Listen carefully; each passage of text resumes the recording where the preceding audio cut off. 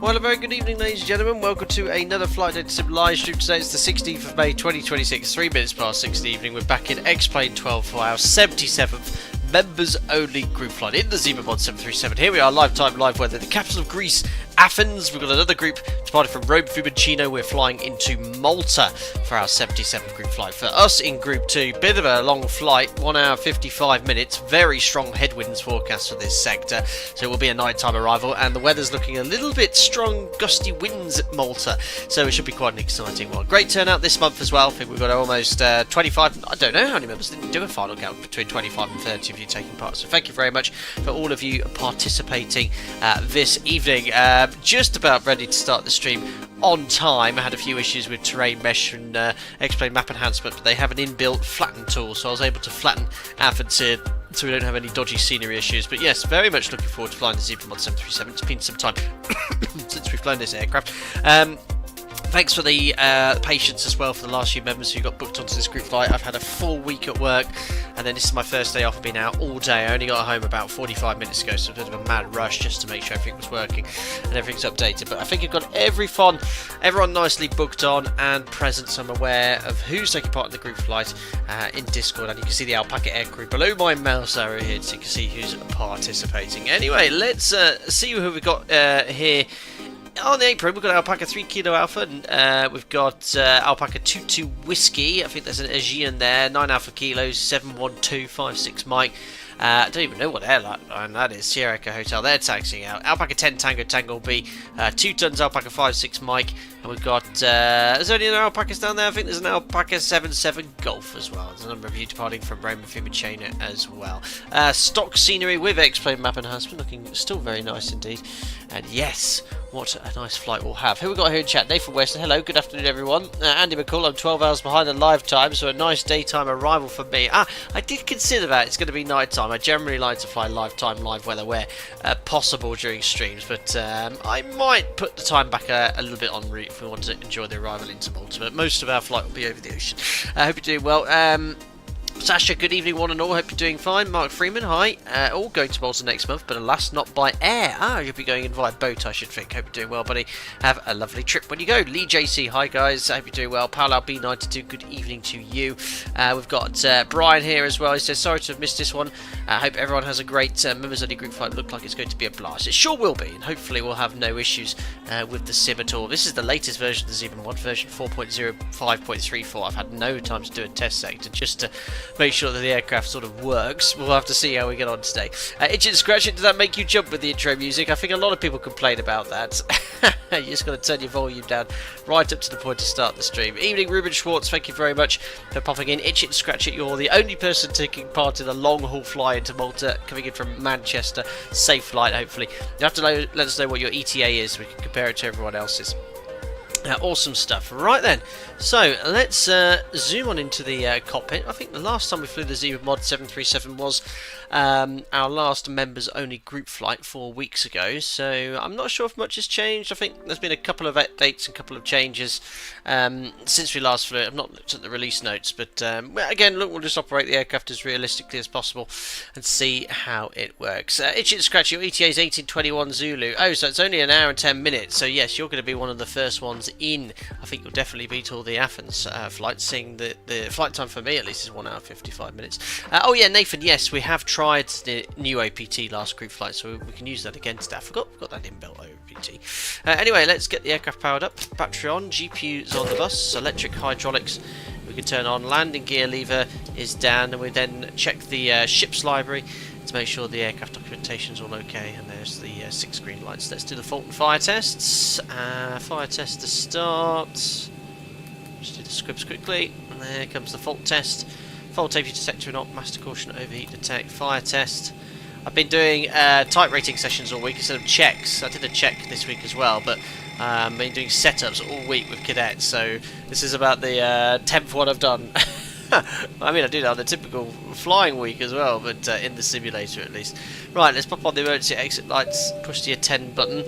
Ooh, we've got full ATC for you today. VATSIM Italy and VATSIM Greece very enthusiastically providing ATC. They couldn't wait to host an Alpaca Airways group flight. But here's our operational flight plan. Fuel-wise, we're looking at 8.2 tonnes with an alternative Catania. I think it's quite blustery and windy. I don't think we've got any issues with en route weather today, but let's have a little look here at Malta to see what's going on. We've got, yeah, 29017 gusting 27, and the forecast for the wind to actually die down from sort of 2100 Zulu, so just after we're scheduled to land. So look, because of those gusty winds and the potential of wind shear, we'll take an extra sort of 15 minutes of fuel for that. En route, I think we're looking okay. Let's have a little look here. Weather, and we can select here the layers. Let's have a look here at the SIG weather chart, which is already selected. So we've got a SIG weather chart here for some icing. Yeah, I mean, there's nothing really here. I prefer the paper big charts there, so some turbulence. So yeah, absolutely fine. No CBs forecast en route. So yeah, we'll just take. It's an overload. I'm taking an extra 30 minutes. Oh yeah, potential holding. You know what? I think I might take 15 minutes of wind shear and 15 minutes for holding. So an extra 1,200 kilos, 30 minutes total. So that's saying we're burning 2.6 tonnes an hour. That's quite high for a 7.3. Anyway, look, we'll base it off 1,200 kilos. So let's go 9.4 on the fuel, which would be an extra 30 minutes. So there we are. Let's go here. Fuel weight and balance. Fuel. No, we want airside services. Load OFP, and then 9.4 on the fuel. Enter. Activate. Perfect. So that's going to start the boarding process. I'll start up SimApp Pro as well. So I've got YokeCam up and running. There we go. Greg Scott, happy birthday. Didn't realise it was your birthday. I don't know if anyone said anything in Discord, but happy birthday to you. Do you dare tell us how old you are? Hope you had a great day, buddy. Are you actually participating in this group flight on your birthday? Not so sure, but thank you very much for being here today on your birthday. Right, I've just noticed I'm getting a bit of an FPS. 56, 45 FPS. Yeah, I mean, you know, it's quite low, really. I can sort of feel it stuttering a little bit when I'm moving my camera around, but not sure why. It's having I'm having such poor FPS today. Anyway, fueling. We're still waiting for the fuel, so we'll leave the seatbelt sign off. That's all configured and set. That should be set to steady. Cargo fire test next. Flaps are up, which match the indicated position. There we are, forward aft. Oh, didn't quite see that actually. Forward aft, discharge, fire warning light is on. The transponder should be set to 2000 standby. Ah yes, the cleaners with their sledgehammers. So loud. There we are, 2000 standby. Turn up the panel brightness. Check the gear extension doors closed. Circuit breakers all in. Voice recorders on. Stall warning test. Oops. Issues with my quick spots there. Still waiting for the 4 minutes since we had AC power. Check the flight recorder. Turn that to bright. IRS to nav. That's all configured and set. Circuit breakers in. Check the standby, the safety equipment and the tech log. Aircraft's fully serviceable. Happy days. Right. So I think the controller would like us to provide a TOBT. I don't know if this provides TOBTs. I don't think it does. It just shows the stand number and the time. But they did say on first contact provide TOBT. I don't know if that's with TAO or when you get clearance, but we'll get the ATIS first. My goodness me. That sounds like clearly the flight deck. Let's get the ATIS anyway. 136125. And see what's what. They should be using runway 2 left today. I just realised next pilot's muted. There we are. 2.14 QNH1007. This was Athens of Venizelos Airport ATIS information Delta. Delta. QNH Here is Athens and Avalos Airport ATIS information data. Recorded at 1650 Zulu. Approach type ILS X-ray. Landing runway 21 right. Takeoff runway 21 left. Transition level 105. West 320 degrees at 4 knots. Okay. Visibility 10 kilometers or more. Few clouds at 3,000. 4,000 scattered. Ceiling 7,000 broken. Temperature 20. 2.14. QNH 1007. This was Athens and Avalos Airport ATIS information delta. Great, so copied information delta. I'll put the ground frequency active now. It looks like we don't have a dedicated delivery frequency, so 121755 for clearance. Information delta copy QNH of 1007 is set. Perfect. ADF we don't need on, so I'll select VOR on my EFIS panels, and we check the oxygen, complete a light test. When we do that, actually, I don't think we should mention this during streams. You check the oxygen, crew oxygen doesn't decrease when you test on emergency. So I imagine that's done. Light test next.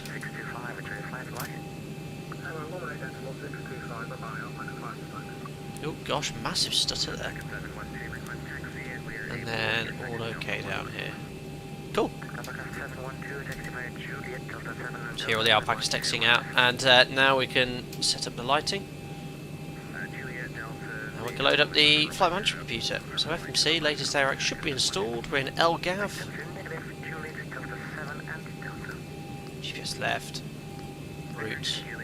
Flight plan request. Here it comes. 49 today, Greg, and not taking part due to taking part in alcohol, surely.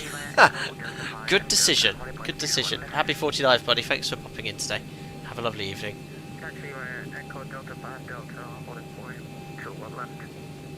Okay, perfect. Looks like the flight plan's fully synced up. Activate. Execute. Excuse me. Departing runway 21 left. It will be a Diddy 1 November. That's executed. Arrivals later on. ILS 31.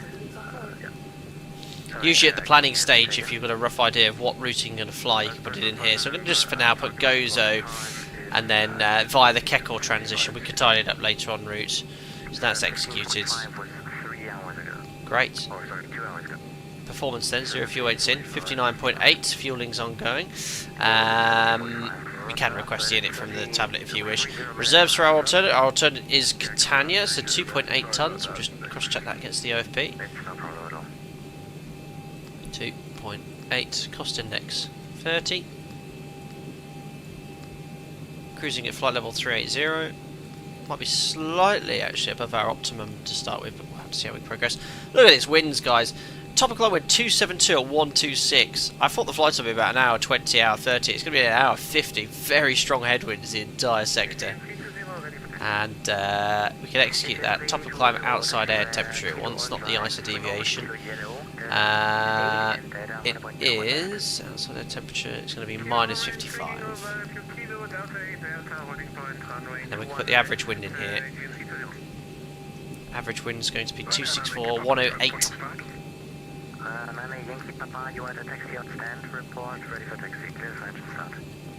Perfect. That's all done.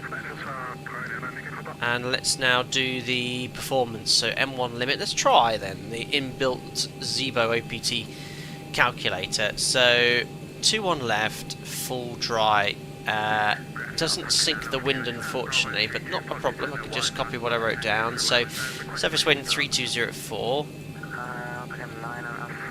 Outside air temperature 20. QNH 1007. Takeoff weight. Confirm that in the FMS.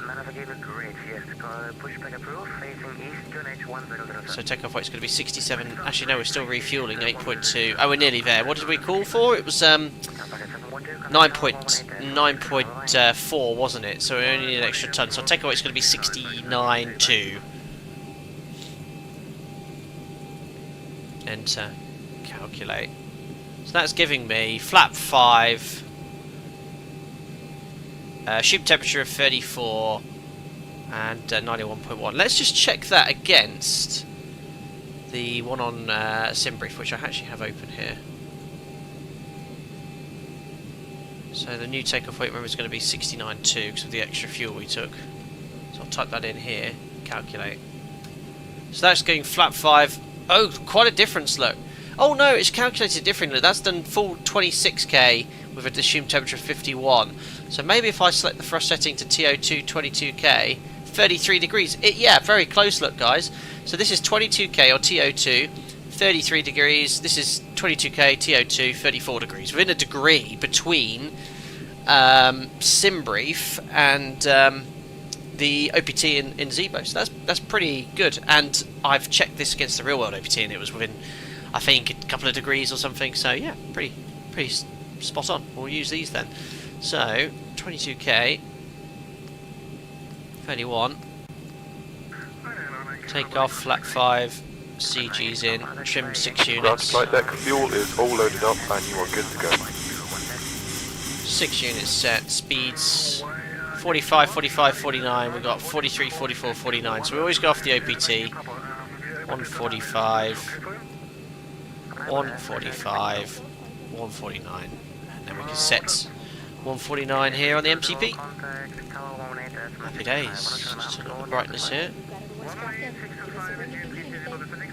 Oh yeah, that's a problem with the mod. The backlighting here of this is too dark. It needs to be a little bit brighter. Okay, perfect. Fuel dampers on, nav transfer display switch is normal, auto fuel. We do have 1.6 tons in the centre tank, so we will actually turn the centre tank pumps on. They'll be off by the time we reach our cruise. Crossfit bright, dim, bright off. Now, there we are, that's all set. That's all configured and set. Seatbelt signs can come on, fueling's complete. Window heat's on. Trim air's on. Packs auto. 380 for the cruise. Elevation in Malta. What is that? 300 feet. Set. There we are. FCP cam for you guys. Flight director's on. The runway QDM here in Athens, runway 21 left. Let's have a look here. Will be 212. So we'll set 212 now.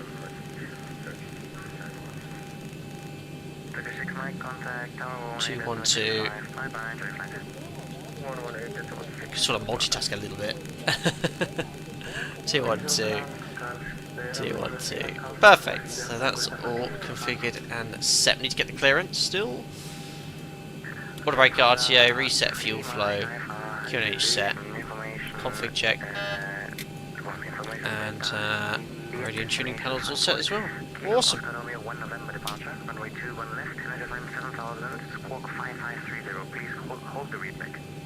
Oh, he wants to hold the readback. I think I might just wait a second before I get my clearance. He sounds really busy. Captain Hard Handzome. Oh no, I've completely missed the group flight today. Wish you all a great flight. Oh, sorry that you missed it, buddy. And, we'll make the next one, I'm sure.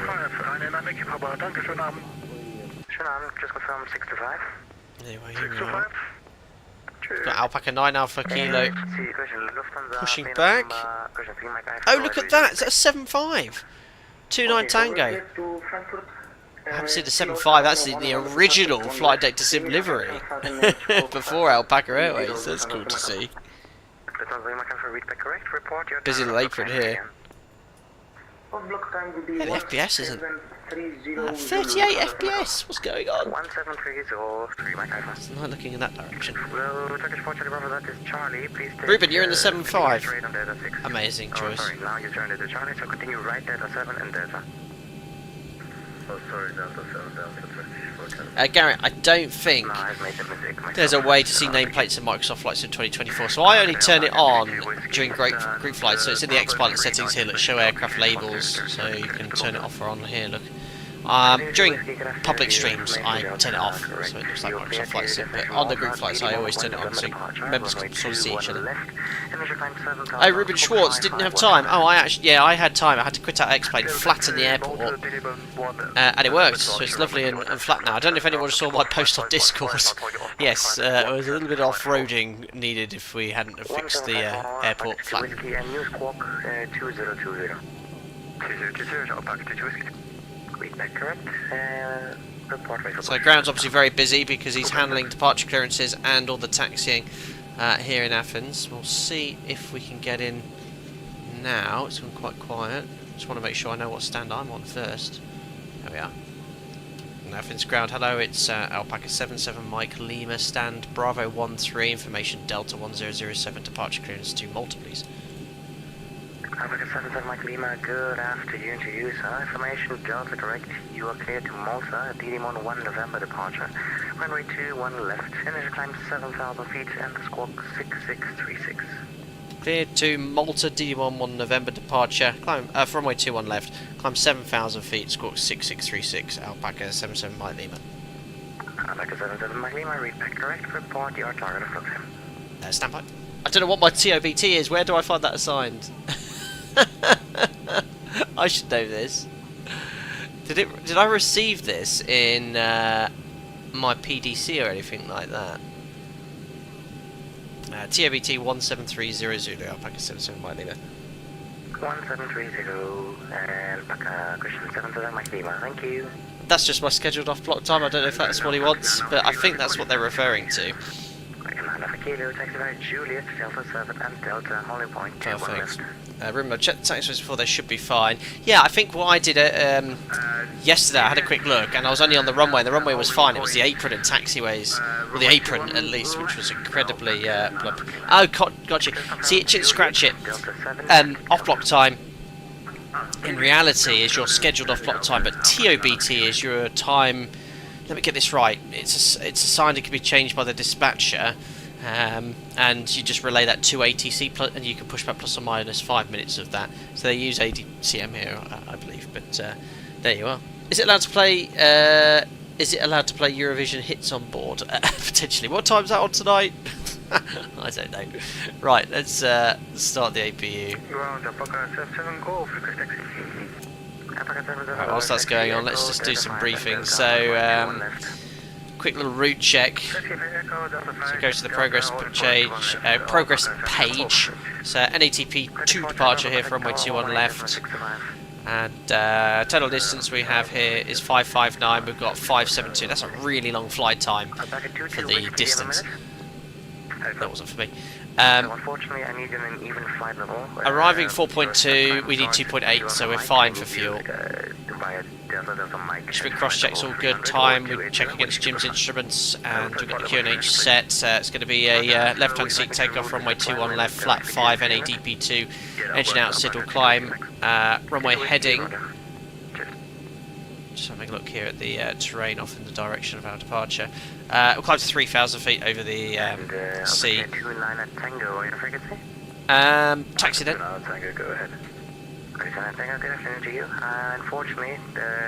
Pushback is going to be pushback's going to be most likely face east onto Echo. Get our way onto Charlie or Delta, and then we'll taxi up to runway 21 left. And the SID is the Digimon. Who remembers Digimon? Oh, I remember Digimon. Climb on 203 to Alpha Victor 211, and then Alpha Victor 213, and then direct to the Didymon VOR 17.2. So it's very simple RNAV SID. We'll chin the VORs back up 17.2, and we've briefed everything. Confirm. Hello, yeah. You're in the taxi on stand. Report ready for taxi. Your engine sound is approved. Call for better pushback. Great news, Captain. Your tow's coming. It's an American guy. She's on bus. Didn't need to connect GP off this time. Digimon, it was like a rubbish copycat Pokemon. It just scratch it. If you're logged into VATSIM radar via VATSIM CID, it shows you your TOBT time on there. Okay. I don't have VATSIM radar up here. That's good to know. That's good to know. Right, it's getting busy. But because we have these assigned slots for all of us on these group flights, it's sort of pushed back in a nice controlled way. For those of you who have been members here for over sort of 5, 6, 7 years, you'll know the first group flights I didn't assign off flight times, and it was just carnage because everyone requested pushback at the same Alright, time. looks like the doors and hatches are closed and we're ready to connect. Perfect. November departure, initial flight clearance 7000 and squawk 2045, Alpaca Tango. We're due off in 1 minute. Looking good, guys. Okay, 29 Tango, read back correct, report your target flock. Target off block is 1739 Zulu, Alpaca Tango. 1739 confirmed, 329 Tango. This guy's just messaged on Discord just to confirm BC S5 November in the slot booking correct. Don't know what that means. Taxi Alpha Kilo Alpha Kilo and hold short of Not sure. Alpha Kilo, hold short of one. But can I just gonna be Alpha Kilo stand Bravo 5. Right, we'll get our push the start clearance in because it's just coming up to 5:30 Zulu, our estimated off block time on TOBT. From Romeo Alpha 03, we have QNH on 7, information total on board. We're Boeing 777-300 ER, 5 clearance to landing Gatwick as fast, please. So Speedbird going to Gatwick. Hello, good afternoon. Information Delta correct. It's got a long flight ahead. Clear to destination Gatwick via the Kilo Oscar Romeo 1 November departure. Runway 21 left, initial climb 7,000 feet and squawk 2007. It's good, this is just default scenery. Lots of high-speed trains around. Alpaca 9 Alpha Kilo at the whole point. Alpaca 77 Golf taxiing out. 61 Romeo, read back correct. Report your target of flock. Where's Nigel? 1745. 1745, 16 Romeo. Ground Alpaca 77 Mike Lima and stand Bravo 13 request push and start. Sunlight break, Alpaca 77 Golf, contact Tower 118 as my 65, bye bye. I forgot what stand I was on for a second. 625, Alpaca. Panicking trying to find it. Alpaca 77 Mike Lima, confirm reservation pushback. Day firm, stand Bravo 13 request push and start Alpaca 77 Mike Lima. Ground to cockpit. Please show me where you want to go. Squawk Oh gosh. 6636. Sorry, squawk 6636. Alpaca 77 Mike Lima. I forgot to do that. That's why there's two of us. 6636. Don't forget to set 7,000 feet. There we are. Oh, you're a real pilot, chat. Yeah. Good one. And then I've got better pushback screaming in my ear. Ground to cockpit. Please show me where you want to go. Stand by first, packet 77 Mike Lima, push and start approved facing north, QNH 1007. Push start approved face north, QNH 1007, Alpaca 77 Mike Lima. Got there at the end, guys. Got there at the end. Perfect. I'll do a short push. I'm not blocking the 7.5. I think that should do us. Perfect. So connected and bypass pin inserted. Release parking brake. Reset transponder out, off, checks complete, release parking brake. And I've just realised I completely forgot to set up New Sky. Starting pushback. And you may start engines. Not very good at remembering to do this all the time. Book flight, free flight, Alpaca Airways. Quick, 77 Mike Lima. Departing LGAV. Lima Mike Lima, Boeing 738. Pushing back, we'll just say 1733. 1743, sorry. Duration, I've accidentally deleted it. I'll put 2 hours 15. Book flight. Not full, it's popular flight, look, start flight, perfect. Starting engine number 2.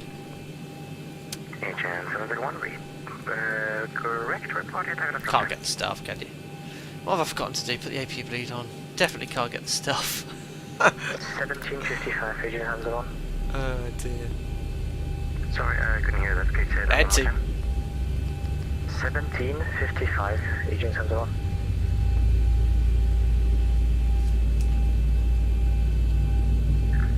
All pressure. My audio kind of crashed. Call you back.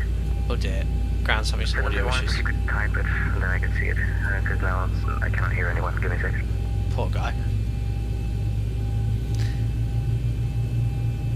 So even the VATSIM controllers that have issues with their software, pilots have issues with their simulators, controllers have issues with their VATSIM clients. Start cut out, mod tree 2, 2, 4, 6, 3, 2 stable, starting 1. AGN 701, I can check. Operation complete. Set parking brake. So, how do you do that? How do you read? 5+5 agent 701. Disconnecting tow. Stand by. And report your target block. Now I can hear you. Edgy. All pressure. 55 agent Edward. 701. 1755 confirmed. Fuel on. 721, thank you. Amazing. How many virtual 737 flights have I done?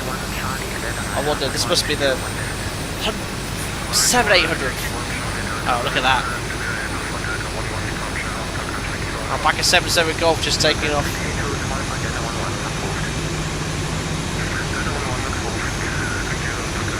Very cool.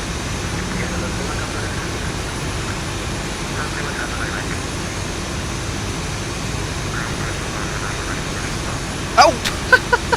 Wow! Tow is disconnected and bypass pin has been removed. Hand signal on the left. We'll see you next time and have a safe flight. Right. How did that happen? I was literally sat here watching an airplane take off and I just happened to notice, well, I've got the mastical doors. Right, okay. Someone running away. Full taxi flow. Not sure what happened there, guys. Set. Flaps to 5. Flight controls. Forward. Back. Left. Right. Here comes the runners. Actually nowhere near me. Full right and full left. Wonderful. Recall, blank lower DU before taxi checklist with then read. Can't teach it. At least it's not a door plugged through. Be on the floor.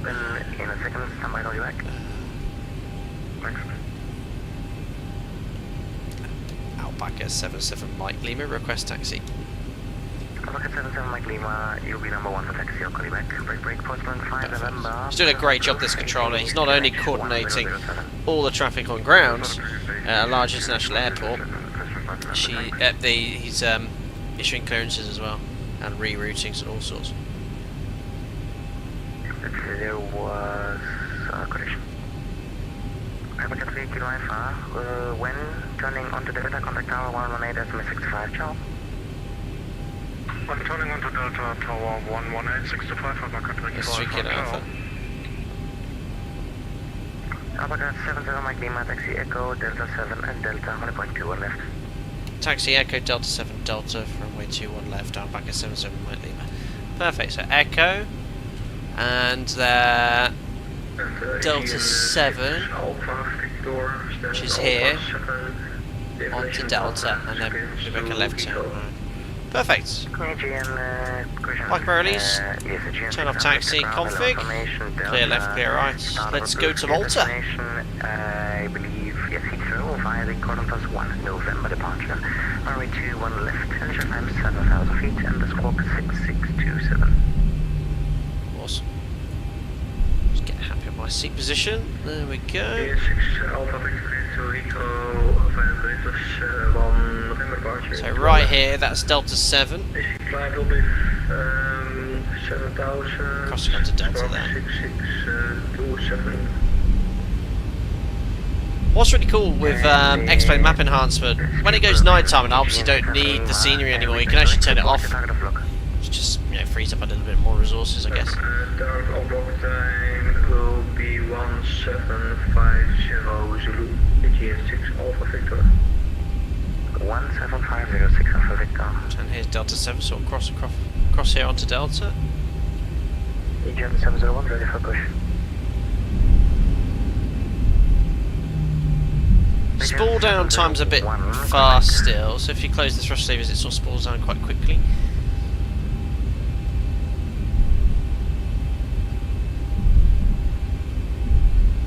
And then left onto Delta. Yeah, better close that tab, it'll end up opening up a door. Last station, that was only static.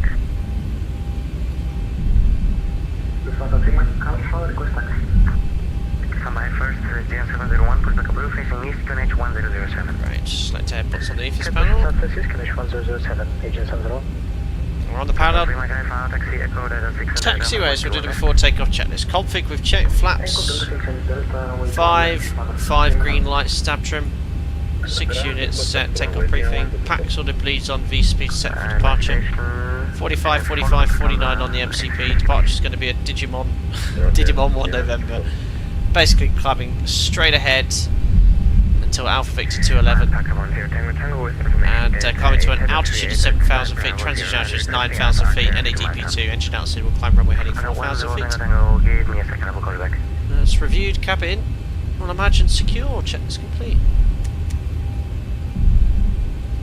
Our taxi limit was runway 21 left basically.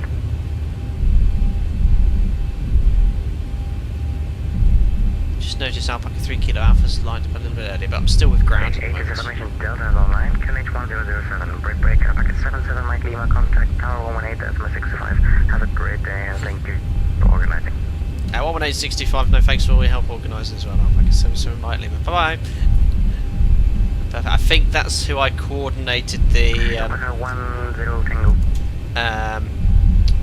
ATC with, I'm not sure, but we'll find out later on. So I've actually done my performance from full length here, so I'll just advise the controller when we check in. Alpaca 3 Kilo Alpha, wind 320 degrees at 4 knots, runway 21 left, we could easily have done it from Delta 11 though. Tower, hello, it's Alpaca 77 Mike Lima, taxiing to full length departure runway 21 left, however we are ready for departure. Alpaca 77 Mike Lima, Vendel Falcon, Disperas, continue on point, runway 21 left, report ready. 1 point Delta, 21 left, call ready, Alpaca 77 Mike Lima. I can't get my words out today. Station, wind 030 degrees at 1, QNH 1007. So hindsight, I should have taken figures for Delta 11 and we could have taken off there, you know, save a couple of minutes, but it is what it is. Alpaca 77 Mike Lima, continue holding point Delta 14. Hold point Delta 14, Alpaca 77 Mike Lima. So that's all the way around the loop. That's the beauty of the default airports in X-Plane. They're generally kept up to date with any changes. I didn't see if Malta... Actually, you know what? I've not been to Malta for so long in real life. I didn't realise there's a whole new apron there. Last time I went there was only one apron, but they've got a second one with a lot more parking spaces. So good to see if that's in X-Plane or not later on.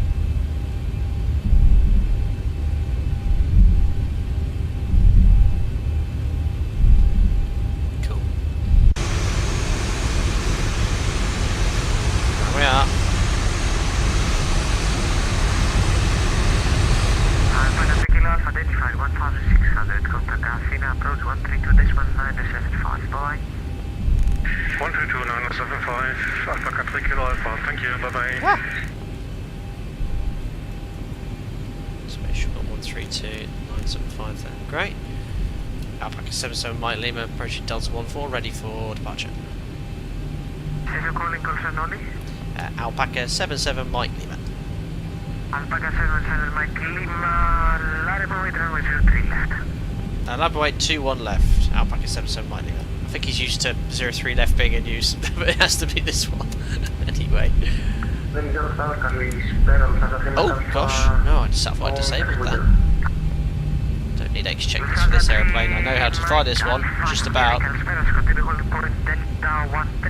Perfect, weather radar's on, LNAV. Oh, it's heading select departure because it's an offset track. That's fine. And transponder TRA. So MCP is set, transponder TARA, strobe lights on, waiting for our takeoff clearance. Adrian 1234, my mistake, continue hold point Delta 14.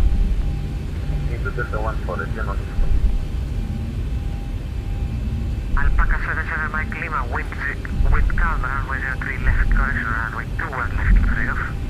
Right, 21 left, cleared takeoff. Alpaca 77 Mike Lima. Good stuff. We are cleared for takeoff, ladies and gentlemen. Let's go to Malta. Timing. Lufthansa 3 Mike Alpha, heavy behind Perfect. departing Alpaca. Stabilised. 737 line up, runway 21 left behind. Here we are, 921, takeoff thrust sets. Indication stop.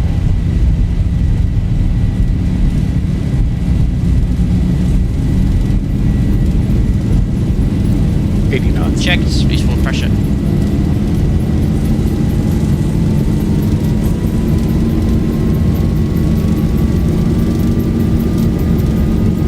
Nice on takeoff roll today, bit of a tailwind as well. E1. Up we go.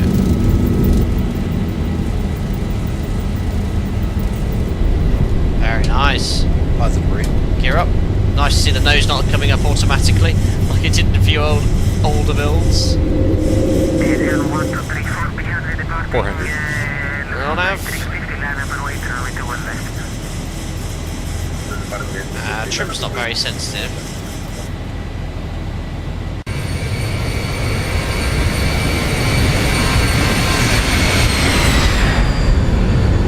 Can't beat it. Fuck up.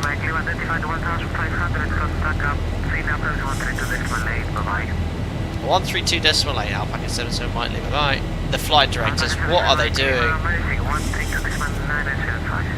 132975, Alpaca 77 Mike Lima. Bye. What on earth is the flight director commanding?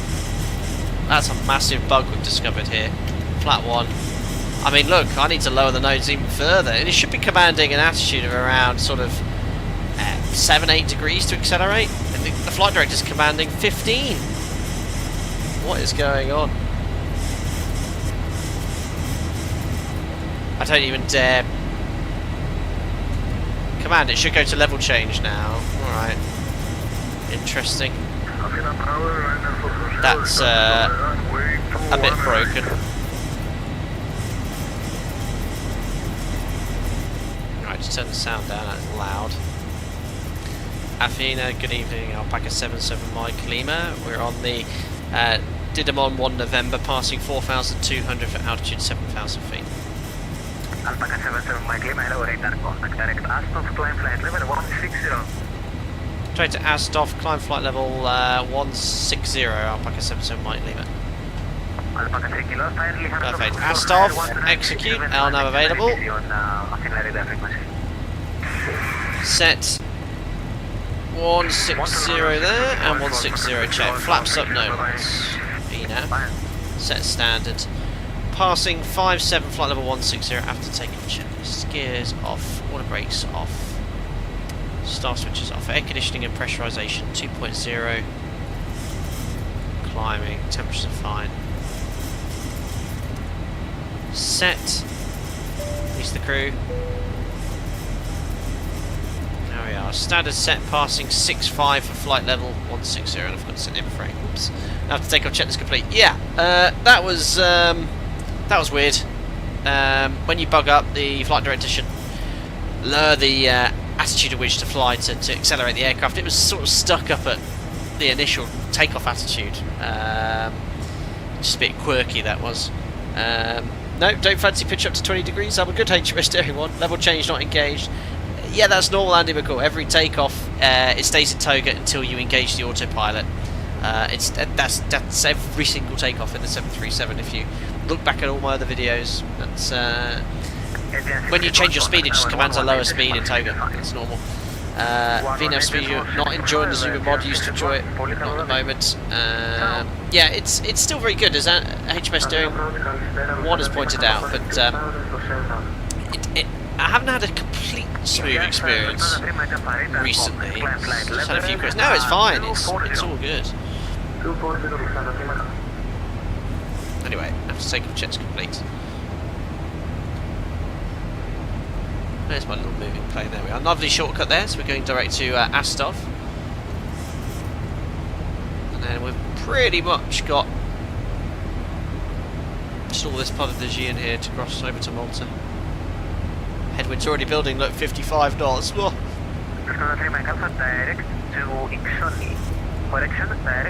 So I'm just watching the flight director behaviour here. It's very slow to pitch down. It's too slow. Usually it's a little bit more... It's a little quicker than this. Let's just see what happens when we get to 287 knots and then we'll do the pre-cruise checks. Just want to see how quickly it pitches up.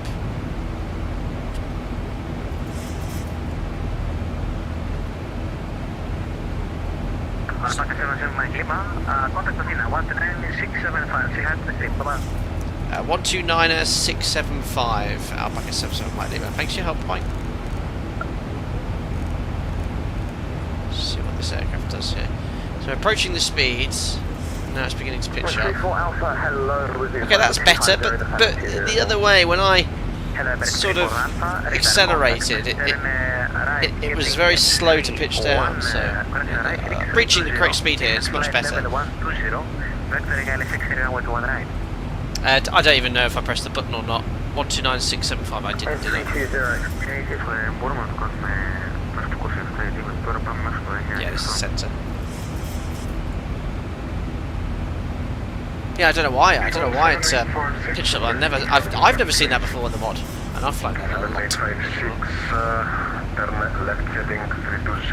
Busy airspace. I think a lot of people are utilising the ATC today.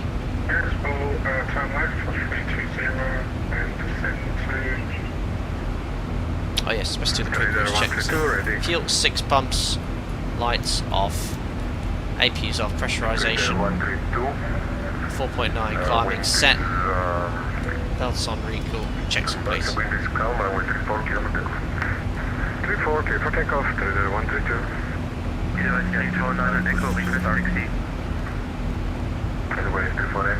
Awesome. See all the ships there.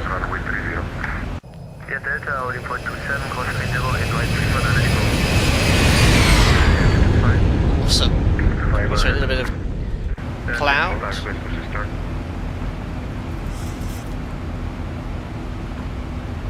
So make sure you're monitoring your flight path so you can use VS to reduce your rate of climb.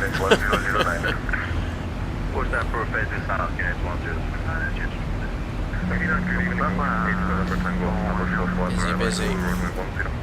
Strong headwinds here. Actually, doesn't Zebo have CPDLC now? Ah. Not the clearance guy, the other one, second. Hold on.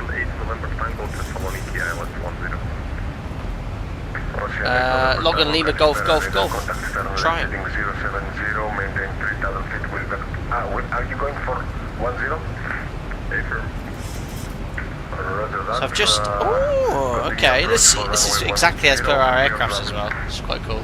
So I've logged on to CPDLC, notifying. I'll check in first. Gentlemen, Papa cleared Labus 1 Charge departure, runway 27, initially climb flight level 100, squawk 6711. Bit of engine NTI, so this is a little bit of light turbulence as well from the clouds. Actually, no, wait, look, it's 11 degrees. My goodness, it's really warm here. Alpaca 56 Mike, contact control at 130.98575. Love this little light chop you're getting in the cloud, it's cool. Athena, hello, it's Alpaca 77 Mike Lima, flight level 160 Astov, and we've logged on CPDLC.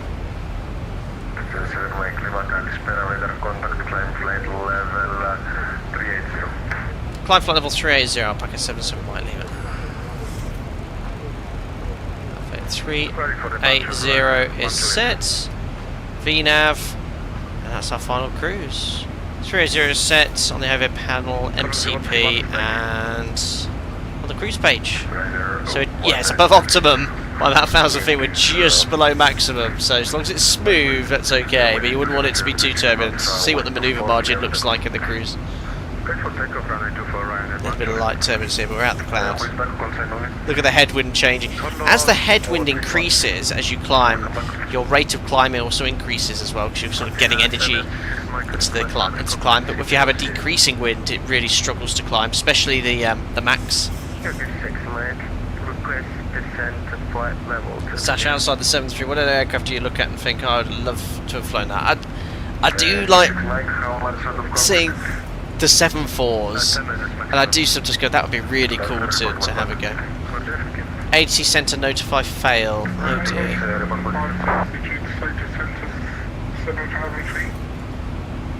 Do I have to do anything in the FMS to set this up?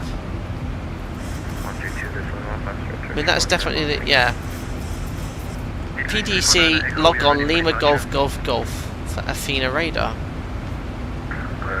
Is Hoppy down? Does it use Hoppy? I don't think I've actually put my Hoppy code in anywhere in the Zebo mod. Do you have to put it? Yeah. Where do you put your Hoppy code in the Zebo mod? Is it? Does anyone know? I would love that information. There's 20,000 feet to check pressurization, 6.0. Looks like no one's attempted to open the overwing exit again. Set.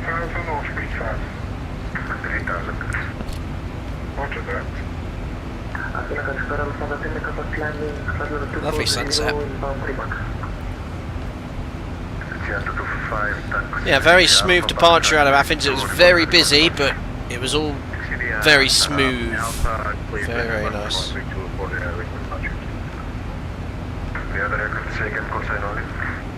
Lufthansa 3 Mike Alpha. Lufthansa 3 Mike Alpha, Calispera, radar contact, climb flight level 340. 340. 88 knot headwind now. 36 frequency, should descend by level 220. 6 Mike, what's your position? Sash says 74. Agreed, thank goodness your eyes have not been turned to the scare bus. I'd love to have a go, but I don't know, I'm just bowing through my blood, I guess. Oh yeah, super busy frequency, Josiah. Yeah, that's why I quite like to log on to CPDLC. But he's covering a huge, huge area. 2 tons had a complete 80 out of Fiumicino. It was smooth as well. 125 knot crosswind heading down to Malta. Yeah, that's that. Your crosswind is our headwind.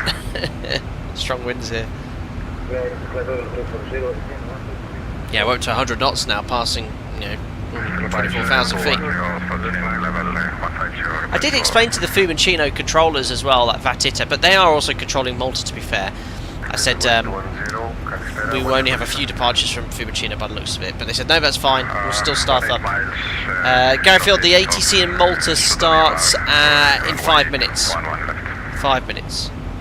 The VATSIM Italy controllers are going to move from Fiumicino to Malta.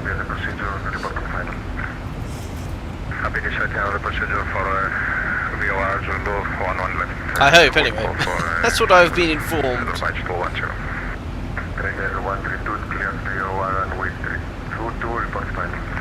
a little look at the VATSIM map here. So here we are, with our shortcut to Astov. So there's a little gap here actually, I think that's the next person behind me there. Oh, there's... Oh, no, I think that's one of the... I think that's someone who's taking part. Yeah, I think this person messaged me, he said, do you mind if I fly the roofs? I said, yeah, absolutely fine. He's one of the controllers who wanted to sort of fly in the flight, so that's cool. So the 3125 Calispera weather contact. 102 knots. No, Josiah, you tried to log on. I got a message from him that said unable. Oh, okay. Sasha, somehow, or someone I know flew for JAL, then went across the BR on the 74, and then on the A380. He tries but fails to get me across to the dark side. Very good.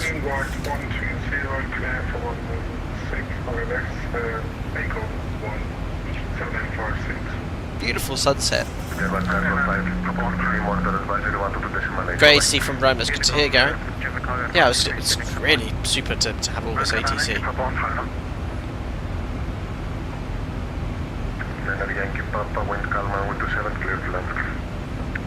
Well guys, did I tell you last stream? I don't know if I did. I ordered something which arrives on Monday. I'm very excited. Joe's a bit tired of me talking about this, but I'm very excited. I'll share it with you. You have to guess though in chat, but I think I might have mentioned it last stream anyway. It arrives after a 2-week wait. It went out of stock. Gosh, a little bit of turbulence here. See, the winds just changed quite quickly. Alright, I'll leave the seatbelt sign off for now. VNAV Speed got to give the rotary stuff a try too.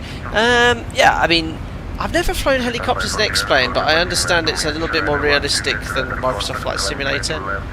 We have done helicopter streams in the past, but I need to get a cyclic. I mean, I guess I can use the rudder pedals as well. Also, is it the anti-torque? Is it torque pedals on a helicopter? FMC ordered? No. New baby alarm? No. It's nothing flight sim related.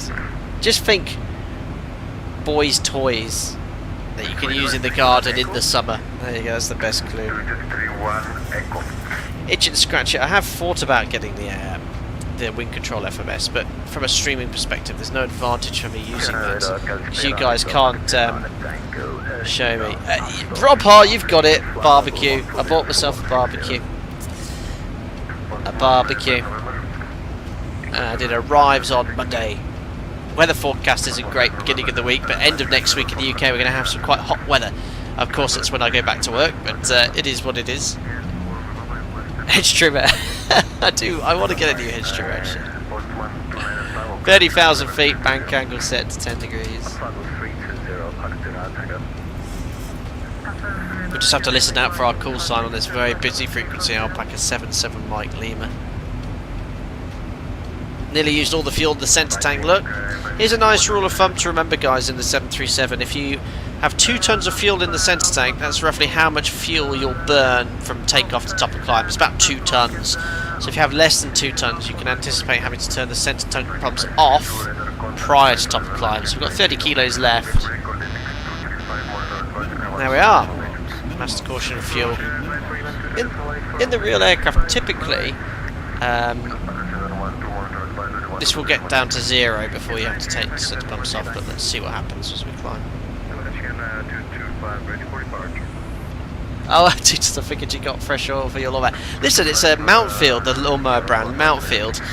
I bought it 5 years ago, and I've not serviced it. I look after it. Every time I use it, I clean it. I have changed the filters on it now, but it's still on the original oil. But it was good quality oil, and it only has the best fuel. No, not the low ethanol fuel. So yeah, it's all okay. Rob Hart, it's going to rain for the rest of the summer day. You've ordered it, of course it is. Sorry, VNAV Speed, thank you. 15 months as a member, and you've got your 4 stripe. Cheers, buddy. Thank you for your support for over a year now, and you are now an official captain. Captain member, thank you very much for your support, buddy.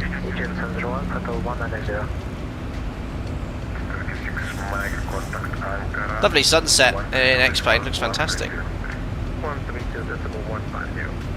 Mountfield's a lovely brand. I bought it from B&Q, yeah, 5 years ago. Yeah, 2020 I think. Still working fine. Brendan McCree, hello, 37 months member. Evening all, busy with finishing the rest of my PPL exams, preparing for my skills test. Best of luck with that, buddy. Hopefully be an official pilot next month. Well, best of luck. Any advice I can't really give you. When did I do my PPL? How many years ago? 20 years ago. A lot's changed since then, but no doubt you'll only put forward if you're fully ready. But best of luck. What aircraft have you been learning to fly on, Brendan?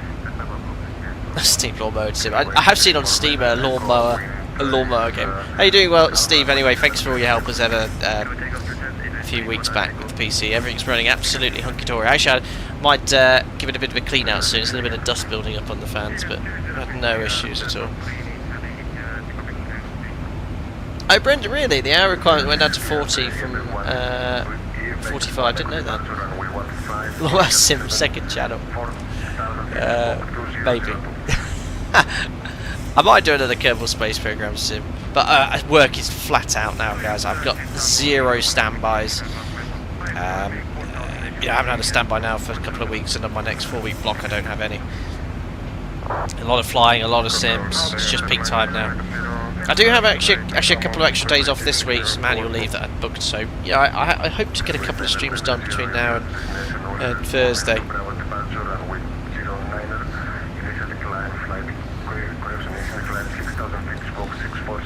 Excuse me, I forgot to mute my mic. It's quick enough. Sorry guys, I do have a little bit of hay fever.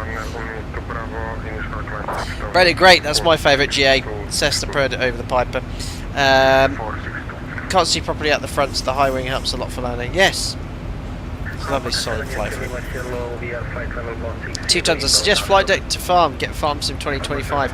I have Xbox Ultimate, and I did actually have a play with Farm Simulator. It's very in depth, isn't it? I didn't have much of a play, let's say, but I just sort of ploughing over the tractor. It seems so much to do. Thank you everyone. That's most kind. Sorry I deafened you. It's your headphones and speakers. Me sneezing, the most pleasant thing I'm sure you want to hear. Cheers. So, looking at this, 380, we're about 600 feet below maximum, 700 above optimum.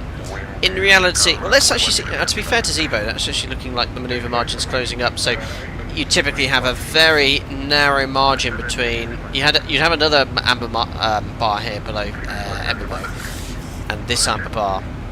And it's a very narrow manoeuvre margin at this sort of altitude, so you have to be very careful in sort of turbulent conditions. And even you've got to be careful with turns. So, for example, if you get to set the angle of bank selected to 10 degrees and you're heading selected, if you bank 25-30 degrees, you might get Mac Buffet, which is pretty nasty. VNAV Speed, that's most generous. Not only as a member, you've donated as well. Thank you very much, buddy.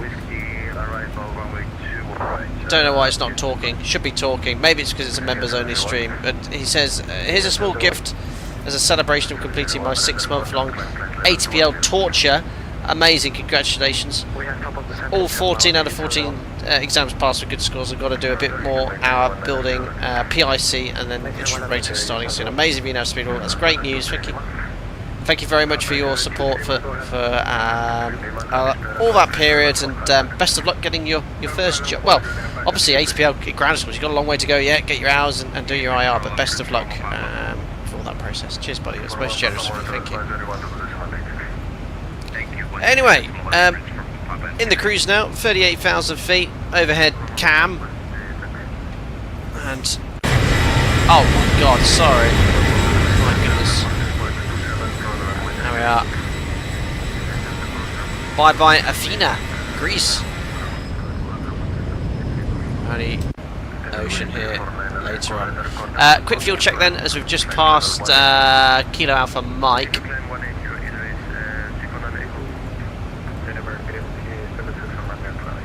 So Kilo Alpha Mike, we should have been here after 24 minutes. We're 23 minutes airborne, so a minute early. 6 tons of fuel. We took an extra 1,200, so we should have 7.2 on board. We've got 7.4, so that's good. Fuel burn 2.3, engine used 2 tons. So we saved about 200 or 300 kilos of fuel. We're looking good in the cruise. This should be off now. That's all done. Let's get into night mode. Background lighting can be turned right down. AFTS flood lighting can be turned down. Cool. Sasha, not discussing anything company specific. My understanding is that companies buy fuel in advance and agreed prices. With the ongoing issue in the Middle East, are you noticing any changes on the line? Yes, so a lot of airlines, they hedge their fuel and agree to buy it at a set price. Every airline is different. Within ours, we've had nothing to tell us that there'll be any issues this summer. There were some airports in northern Italy about a month or two ago that were limiting the amounts of fuel, but I think now that's all been cancelled. So as far as I know, if you wanted to fly in Europe this summer, there's nothing that I know, of course. I mean, I just fly the plane, but everything seems to be fine for now. But obviously, it's a very dynamic situation in the Middle East that could change. Anyway, mouse continuous thrust is set. We can preset the QNH in Malta. We now do this, well, we've always done this at my operator, but now both PF and PM says this. So the QNH is 1010, and then we cross-check that when we get the ATIS. That's off the meta. Yeah, well done, VNAV speed. I mean, I remember taking all my ATPL exams, and it was a heck of a relief once you passed the 14th one. Sammy, sorry, Sam, I'm deaf again. Sorry, what? I forgot going outside an X-plane. It's incredibly loud. Nathan and my operator, we just had extra reminders to fly econ speeds, not artificially increase FMC speeds, but other than that, nothing much. Yeah, guess there's some fuel efficiency savings to be had. We actually fly variable cost index now, so Jeppesen charts, they actually provide an inbuilt calculator where you can put your aircraft's gross weight, outside air temperature, and it'll actually give you the most efficient cost index. Typically we've flown with cost index less than 10 for years, but now we're mostly flying with sort of high 20s, low 30s, so we're going a bit faster than we used to. So yeah, otherwise we just operate as efficiently as possible. Great. General question then, guys, would you like me to stay live time, live weather? Oh, look what the ship's done then, that's cool. I mean, Malta's, it's just a small island. Realistically, it'll be obviously a nighttime approach, or we can knock the time back 6 hours and enjoy the approach into Malta visually. 7-7 Golf. Try and listen out for our call sign. Sam, I've got a yes please, I'm not sure if that's night time, Josiah night time, live time. Uh oh, 3 to 1, 2 to 1. Oh, Ruben, yeah, we're doing much so. Look at this, 123 knot headwind. I know, and I looked at the distance between Athens and Malta. I was like, oh yeah, that'd be about hour 20 minutes flight time, you know, 800, 900 nautical miles or whatever it was. No, 500 nautical miles. Yeah, another 20-30 minutes on top of it. Oh, and Sam Heaton, look what Andy's told us. Don't alter the time if recording on New Sky. I did not know that was an issue. Caney, UK Cell 846, over 2 years as a member. Cheers, buddy. I hope you're doing well. A few days ago, had the chance to fly a 737 full flight sim, and pitch seems to be sensitive when changing thrust. Any suggestions? Welcome on board to the 737. There is a significant thrust pitch couple now. At high altitude here, there's not much thrust coming from the engines. It isn't as noticeable, but at low altitude, yeah, if you add a lot of thrust, so for example go arounds, and you don't touch the elevator, the nose will shoot up. It will shoot up. That's because the centre of gravity is located underneath where above where the thrust levers are. So when you add thrust, it sort of there's what's the word I'm looking here? A moment which swings around the CFG and causes the nose up pitching moment. That's just the aircraft. That's just the way it is. But it looks like you had a good time, Carly. But maybe I should demonstrate that on a short. These shorts on YouTube, they're quite nice actually for me, because I can actually look at some old content, clip it, upload it. Especially when I'm sort of out of base and I only have my phone, I don't have a computer. Because I clipped one of my tutorials, I think it was my loss of thrust on both engines, and it got sort of like 20,000 views in about 3 days, which is quite a lot. I know it's not the sort of content I want to concentrate on, but when I'm out of base or busy and I've only got my phone, it's quite easy to do. And I've got loads of old stuff that I can do it with. Yeah, I'll try and live stream whenever I get any time. And if for some reason you Sky detects a drop on zero fuel weight to 0, then back to what it was and no longer since cheating. I saw your post about this. We'll have to see what happens today, but yes, I best not go changing any weights or times or anything like that. It could cause some technical issues. Okay, perfect. I'll leave it, Andy. We'll enjoy what's left of the sun setting, and then go from there.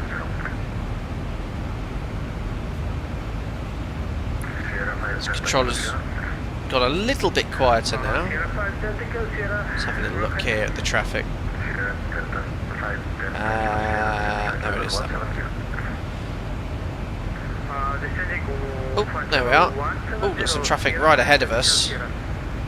Alpaca 3 Kilo Alpha, what? Oh, you're much lower than me, 33,000 feet. So your ground speed is 357 knots. He's actually going faster than me. That's probably why the flight plan was suggesting such a lower level. Can't see you down there, literally on top of you. Oh, I think I just saw you.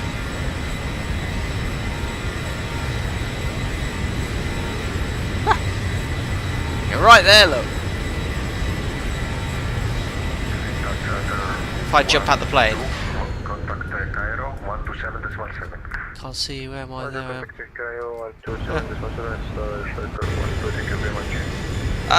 No, I keep seeing ship's lights. Somewhere below me there. Andy, you got 340 knots ground speed. Yeah, it's about the same. I just went a bit higher because obviously burns a little less fuel. Might just try and suckle out that 30 kilos, just turn on one of the fuel pumps. That's having to still recognise that voice.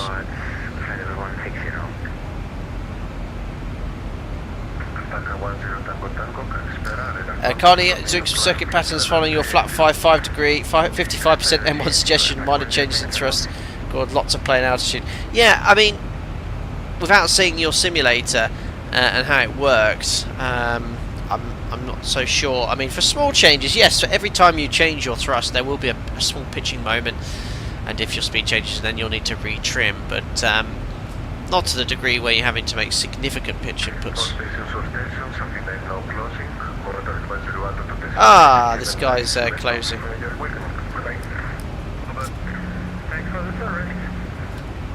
Have a good weekend, sir. Thank you.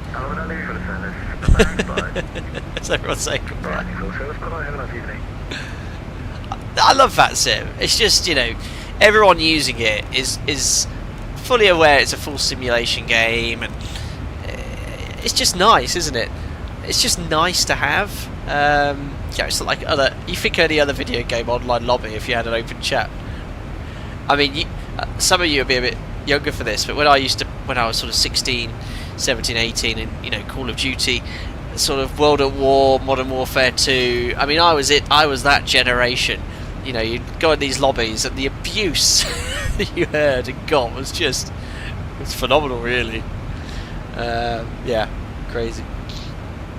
And Nathan, scavenging pump should use the rest of the centre tank once wing tanks are below half. Is that right? Yes. So once the tank's less than half, it'll start sucking out any remaining fuel that's in the centre tank.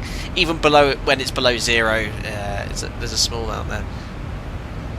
We years ago, Nathan, we had an aircraft where the scavenge pump was stuck on, and we had fuel in the centre tank and fuel in the wing tank.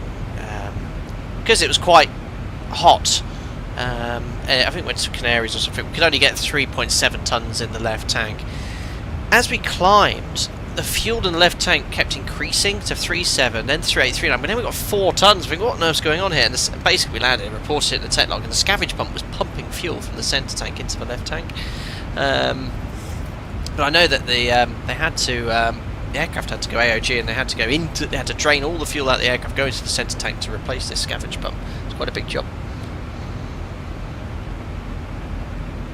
VNAV speed. So yes, our operator, we have an SOP when we're establishing the cruise. We select max continuous thrust to ensure that if we get into a low speed situation, the maximum thrust is available to accelerate the aircraft. I'm just going to clear that route discontinuity. We've got plenty of time to tidy that up later.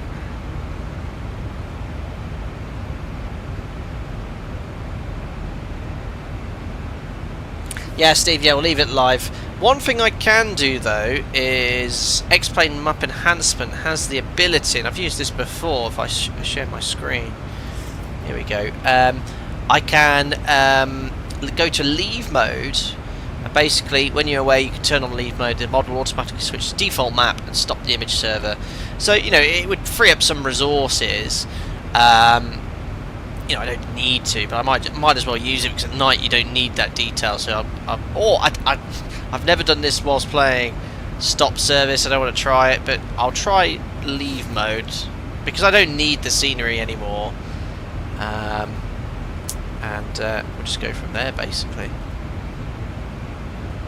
It just saves a bit of bandwidth, I guess, but I suppose I don't need it with a 1000 meg download speed.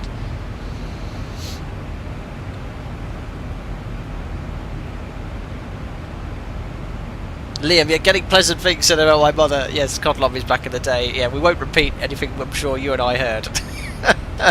They're brutal. Often quite funny, but brutal. It was, what was most brutal was when you played Search and Destroy, and obviously everyone else is watching you. And you obviously would be the last one alive, then you'd be the guild, and the abuse you got hold. It's outrageous. Vino Swede, is there... Oh, no, that was my fault. Just knocked the control column with my hand. Having a drink. Command A. Oh my god, I'm all over missing chat messages here. Nathan, yeah, well, I've not heard of that before with the scavenge pump. Seen 3970 in the wings on a really cold day, but never 4 tons. Yeah, I mean, I think when we went to... I went to Krakow about... Oh, I was quite a new captain. It was minus 17. It was really cold, coldest I'd ever been, and yeah, he got 4 tons in the centre. Sorry, in the wings. But yeah, we had that just increasing in the cruise. I was like, that's not right. That's not right. But that was years ago now. Venus Speed, sorry, you were saying, is there like a threshold flight level to switch to max continuous? No, it's when you're level at the cruise. So in the climb, we don't want MCT set, we want climb thrust. But as soon as you're in the cruise, climb changes to cruise. When it says cruise, we then change to continuous manually. During streams, I tried to do it.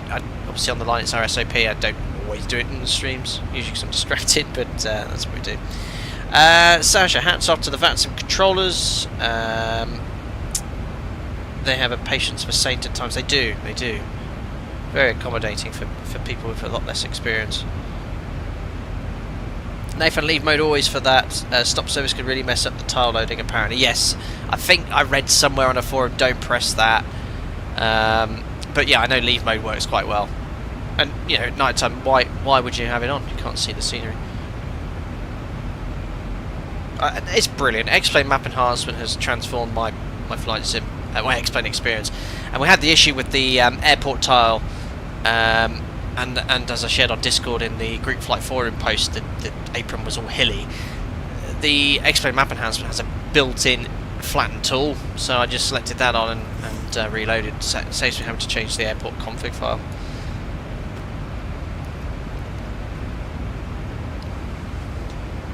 Sam Heaton, yeah, that's true. Not everyone always leads charts on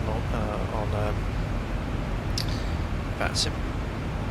Rob Hart, Modern Warfare 2 Nuketown was peak FPS gaming it was. Now, you'll never believe me, guys. I mean, I could be lying here, but I'm not lying. I'll tell you the truth. I once got a nuke in Modern Warfare 2. I got a nuke, 15 kills, and it was the best day of my life at the time, up to that point.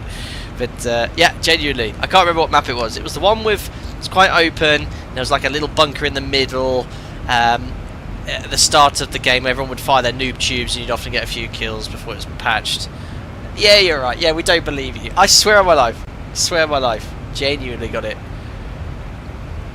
I used to dual wield the 1887 shotgun. It's ridiculously overpowered. Oh gosh. Oh, these are the days. 25 kills. Yeah, 25. Honestly, I swear to you, I got a nuke. I got a nuke. Whatever, how many kills it was. Genuinely got it.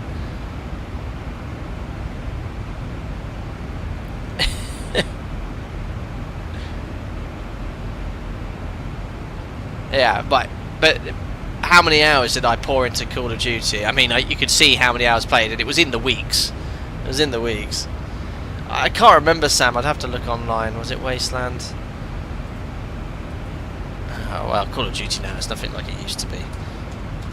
I'll be saying that when I'm an old man in my old man's home. Oh, Call of Duty. They never knew what it was like.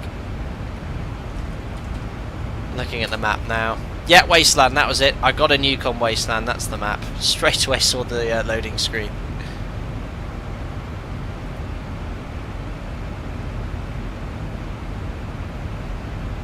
Perfect. on today's episode of Two Truth, One Lie.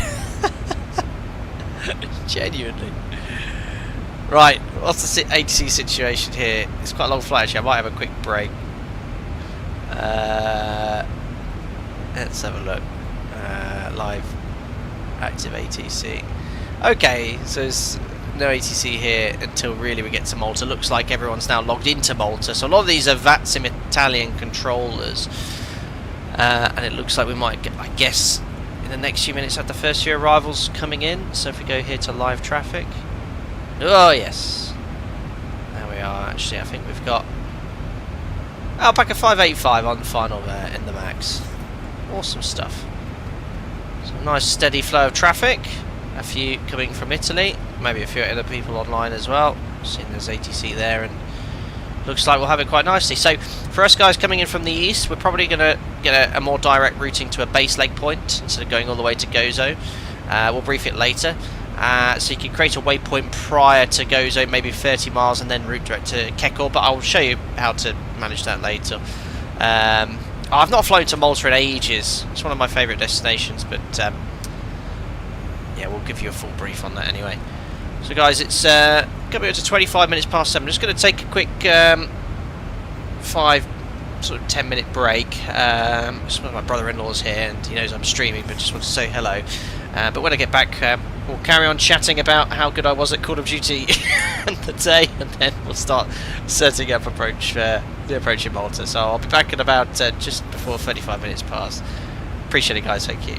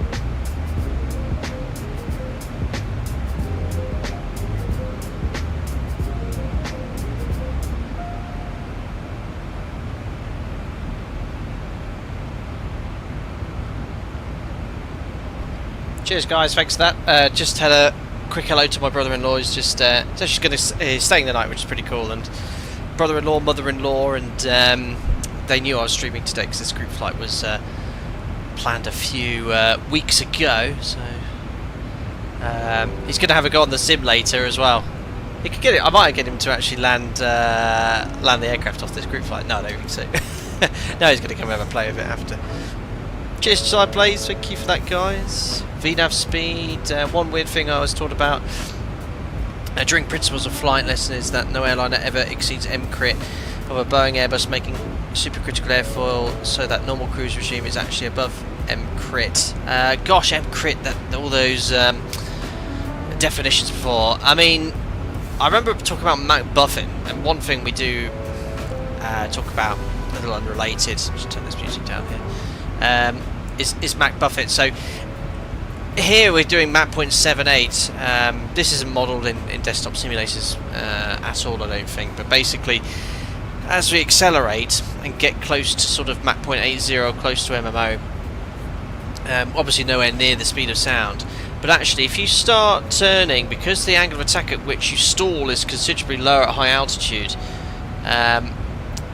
you can actually get the airflow as it goes over the wing to accelerate, and it goes supersonic, and basically that causes separation of the airflow and buffeting, so you can actually stall at very high speed. So that we demonstrate during the type rating, and that's called Mach buffet. Streaming landing. Good do. Ruben, flight factor 757 has become a really nice bird to fly. You know what? I think I might fly that next stream. I was sort of thinking about what to do then, but yeah, I think the flight 75 we've not looked at for at least a year, and it has had a few little updates from Flight Factor, hasn't it? You know, cockpit improvement package and graphics, and I've got the full expansion pack, so yeah, I might look at that next stream. I haven't got any days planned, but might do a VATSIM event or something like that. I've got the FT Sim sound pack. I think it's not too bad for that.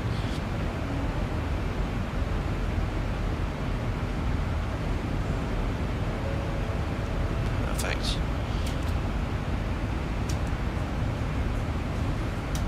Alright, so middle of the ocean here. So obviously we're flying westbound here, so the sunset's going to last a little longer. Chasing the setting sun. When was the last time we did Skiathos? That in a 7.5 would be class. You know what? I've actually got Skiathos scenery as well. Ooh, you know what? That would be great. I've got the Mango Studios sound pack actually made Skiathos scenery, and they sent it to me years ago. And we did stream the Zebra mod there. We did a 2.6 day, but yeah, we could go back there. The 7.5, it's probably approaching operational limits going into there. I mean, it was quite tight, I think, in the Zebra mod. Good shout. Yeah, I'll have a look at it. But we've got Alpaca Airways colours and everything, and it's an AvGeek favourite. I can't wait to try out it's a Bluebird, this new developer making it for Microsoft Flight Sim. Can't wait to give that one a try.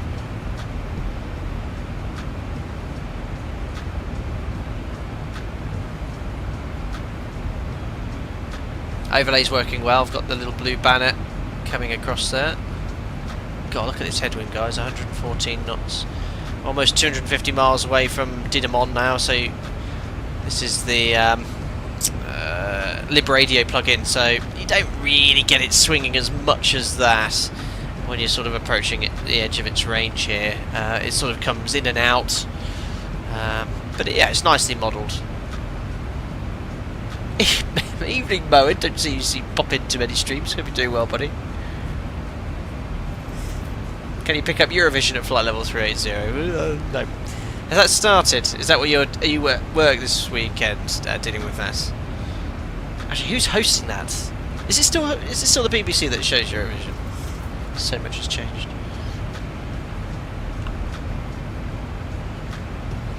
Actually, you know what thing I need to use again is my Logitech racing seat. That is sat in the corner of my office, gathering dust.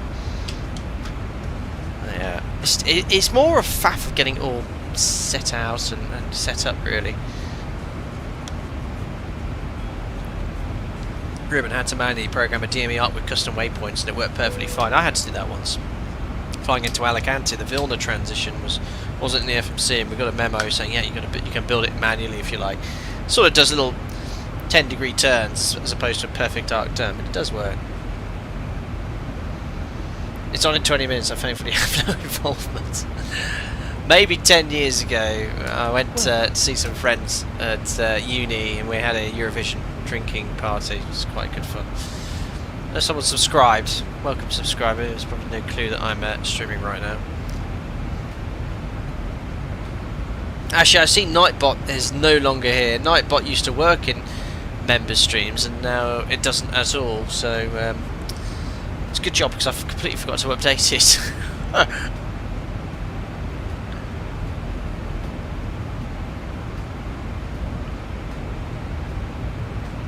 Yes, I don't think I'll be watching any Eurovision tonight. I was just chatting to my brother-in-law actually. Not far away from here, we have there's a pool bar, so one that has 9 pool tables. Opened not that long ago, I think, but I've not played pool for years. I mean, I used to a little bit when I was a bit younger. My friends were at uni, we used to go out a little more, but no, we're going to go and play some games of pool in the morning. I don't think the weather forecast in the UK is too great tomorrow, so I'm looking forward to that actually. I'd love to have a pool table. I'm not, I don't know a huge amount about snooker and pool, but occasionally, if it's on the telly, I'll watch the snooker. I find it quite interesting.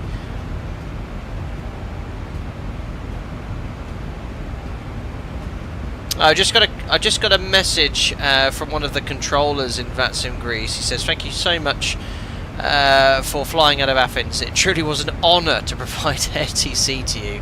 We had way more traffic than we expected, and it all ran incredibly smoothly. Only one aircraft missed the assigned slots you gave me. Thank you very much for the whole event. On behalf of all the 10 controllers, we've had a fantastic time. If you're ever flying in and around Greece, whenever, please feel free to DM me. A couple of days notice is all I need, and I can guarantee a full staff up. We can't wait to see Alpaca Airways again. Thank you again, it was a pleasure." That was lovely. What a lovely message. Amazing. And I've just got a ding dong for VATSIM. There we are. Malta Centre online. Fantastic. Let's give them a tune. 130975. Can actually do this quickly by doing that. Boom. Perfect. Malta Radar Hello, Alpaca 7 Yankee Lima inbound. Agari flight level 380. Yankee Lima, Malta, hello, identity. I think I'll get everyone checking in now. Malta Control, good evening, Alpaca 77 Golf, out of flight level 310, descending flight level 200, inbound Agari.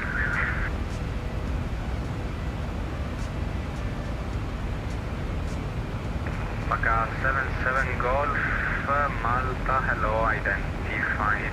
Continue descent to flight level 160, continue present. Sounds like someone's already inbound to Malta. Continue present and descent. Itchy to scratch it. What sim are you on? Microsoft Flight Simulator or X-Plane, out of curiosity? The new parking area might not definitely be there on the default series of Microsoft Flight Simulator, but hopefully someone in X-Plane and the gateway's updated it. Saudia 230, Malta. Saudia. Control, good evening, it's Alpaca 2 on a Tango inbound Agari. 2024. Yes, you were brave enough to use a default airport in Microsoft Flight Simulator. Just like, oh no, yes, your Phoenix is going to get some grass. Oh, they're just sim load, okay. Oh no! Yes, I don't think they've done it. Flight level 320 inbound Agari. Alpaca 3 Kilo Alpha, Malta. Malta, hello, Postman 5 November. I think he's messaged everyone to check in at the same time. Postman 5 November, Malta, hello, identified. Malta Control, November 1985, flight level 220 inbound, Dirka, with you. Number 1985, Malta, hello, identified, climb to flight level 240. Try and get checked in when I can. Climb flight level 240, November 1985. That's us. Malta Centre, hello, it's Alpaca 77 Mike Lima, flight level 380 Agari. Alpaca 77 Mike Lima, Malta, hello, identified. We're checked in.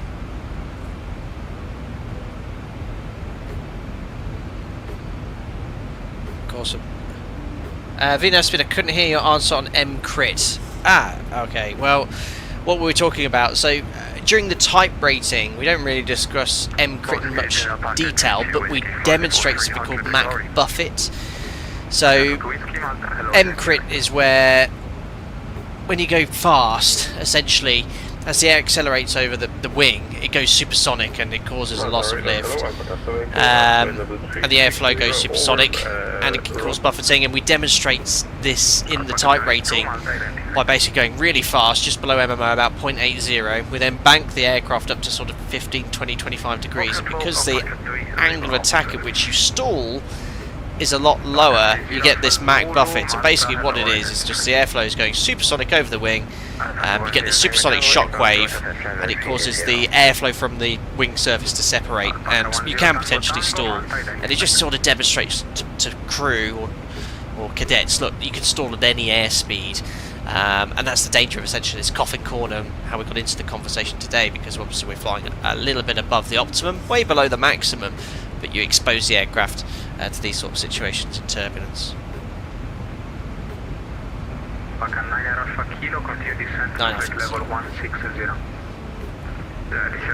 2 tons, a lot of alpacas inbound. I will log off and free up a stand in Malta. Is it filled up? 2 tons. X-plane user only, I know. What was the situation? Oh yeah, look at the traffic here. Did we have, or do we have these new aprons here? Because last time I went to Malta in real life, none of this was here. None of these stands were here. It was just this, and you basically, you could actually land, you typically land on runway 31, vacate, and you could actually take off from Charlie. You never really had to backtrack, unless you were really heavy. You just do a 180 and take off from Charlie here. If you're really light, you could even take off from Delta, runway 31 with that remaining length. It's quite a long runway. Is it 4,000 meters? Yeah, no, it's a lot shorter than that. Sorry, it's 3,300, but it's still pretty long. Vino Speed, my principals of flight teacher said that modern airlines would never travel above M-Crit. The MMO limits stated by manufacturers is below M-Crit, but many sources say Boeing Airbus developed supercritical airfoils and they reduce strength of shockwave formation even though local velocity reaches Mach 1. I believe her, but like I said, in this situation, you're sort of exposing the aircraft during this demonstration to an unusual situation, which is right at coffin corner, at maximum cruise level, right below MMO with a high angle of bank. It's the only way you can get the airflow to sort of start getting supersonic over the wing. Awesome 2 tons. That's the beauty of X-plane, guys. The default airports are typically up to date. Someone's updated them, especially the major airports.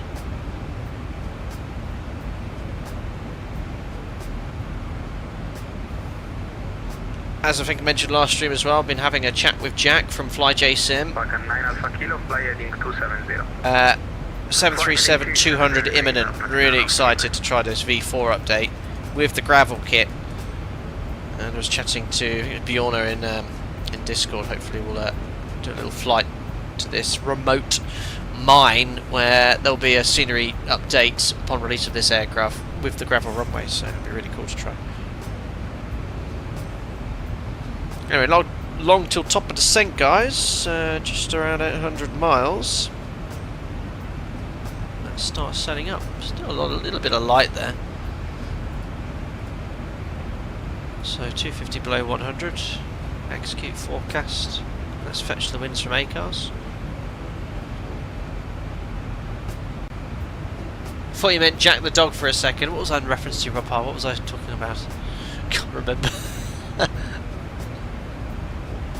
Load.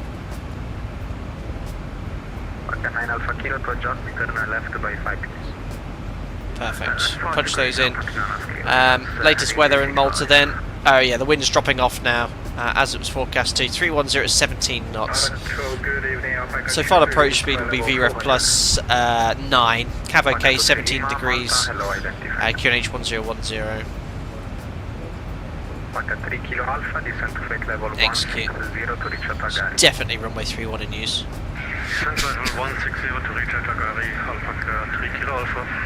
So 10 miles, 4 miles for Cav OK, VMC, and where are we at? 38,000 feet.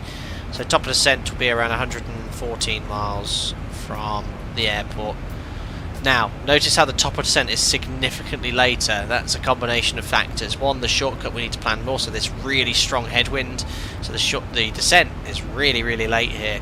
I think it might be much later than I actually anticipate. So let's just see what's going on here. So on the flight plan, there's no stars into Malta. So our flight plan routes us. Oops.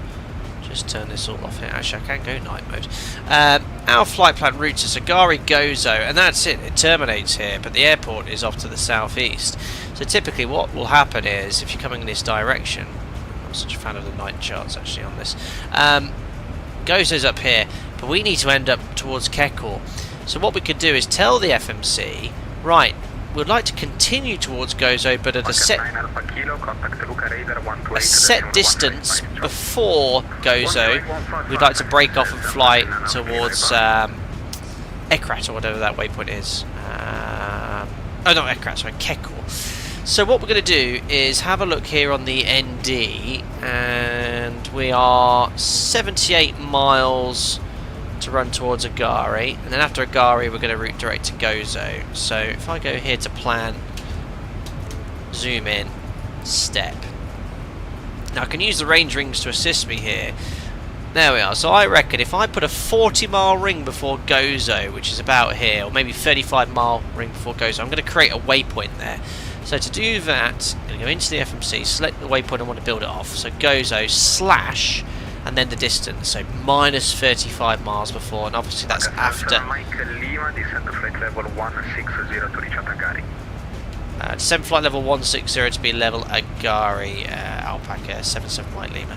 So just before we do this then. What was that? That was 160, I think he said. We'll double check that. Execute. I just want to see where top of descent is in relation. Oh, okay, 20 miles. We'll start going down now. So I haven't used MCP cam once have I today. There we are. It's really, you have to rotate this too much though. So 160 set, out into vent to start the descent phase. There we are. We'll go back here to plan cam. Gozo slash minus 35. Execute. So I've created a waypoint here. There it is. And what I'm going to do is route direct to Kekor after this waypoint. Now this allows VNAV to build a far more accurate descent plan for you based off the expected routing. So if I step here now, looking at this ND, there you go, goes to 01, then direct to Kekor. Now if I get to Golf Zulu 001 and I've not been cleared from ATC, to fly towards Kekor, I could just simply go heading select, maintain the track, reinsert Gozo, and continue towards the waypoint. But this just is something we do in real life to allow for VNAV to build a far more accurate descent path. So there we are. After Agari, the initial track to Gozo 001 is exactly the correct track to would take us all the way to Gozo. So what we're now going to do is expect vectors via Kekor. We've got holding here if it's busy, but after that we're going to go to Rulov onto the extended sense line. So there's Kukor, Rulov onto the extended sense line via Sudox. So all the speeds are there. Just decrease the range.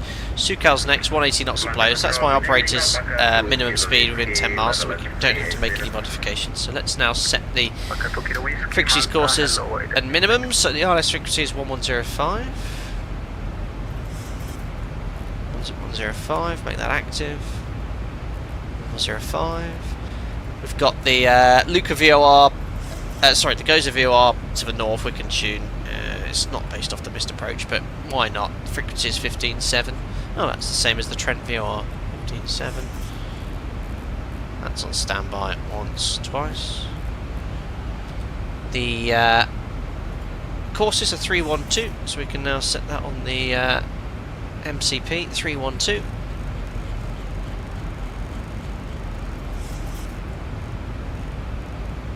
Almost at the same time, there we are. And the minimums, so full category aircraft, 431 feet, so we can set that now on the Barrow minimums. There we are, 431.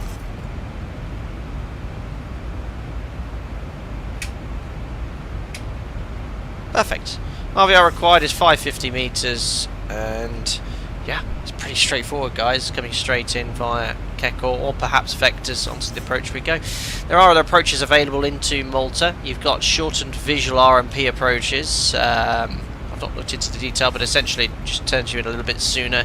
What's that? Pretty much to a 5 mile final, I think, 4 or 5 mile final, which is pretty cool. So that's something that you could fly during the day. You don't want to be below the MSA until established on final. So have a look to my operator's briefing pack to see if this is approved at night or not. But we'll fly the ILS today. Perfect. Sukhal, max 180 knots, 3-degree ILS, checks the FMC minimums. And the missed approach is climb on track 312 to 3,000 feet, then continue as directed. The loss of comms takes you to Mike Lima 301, but basically the one in the FMC is straight ahead 3,000 feet. It's the perfect airport, no terrain, nice ILS on both ends, straightforward missed approaches, is what you want. Right then, landing then.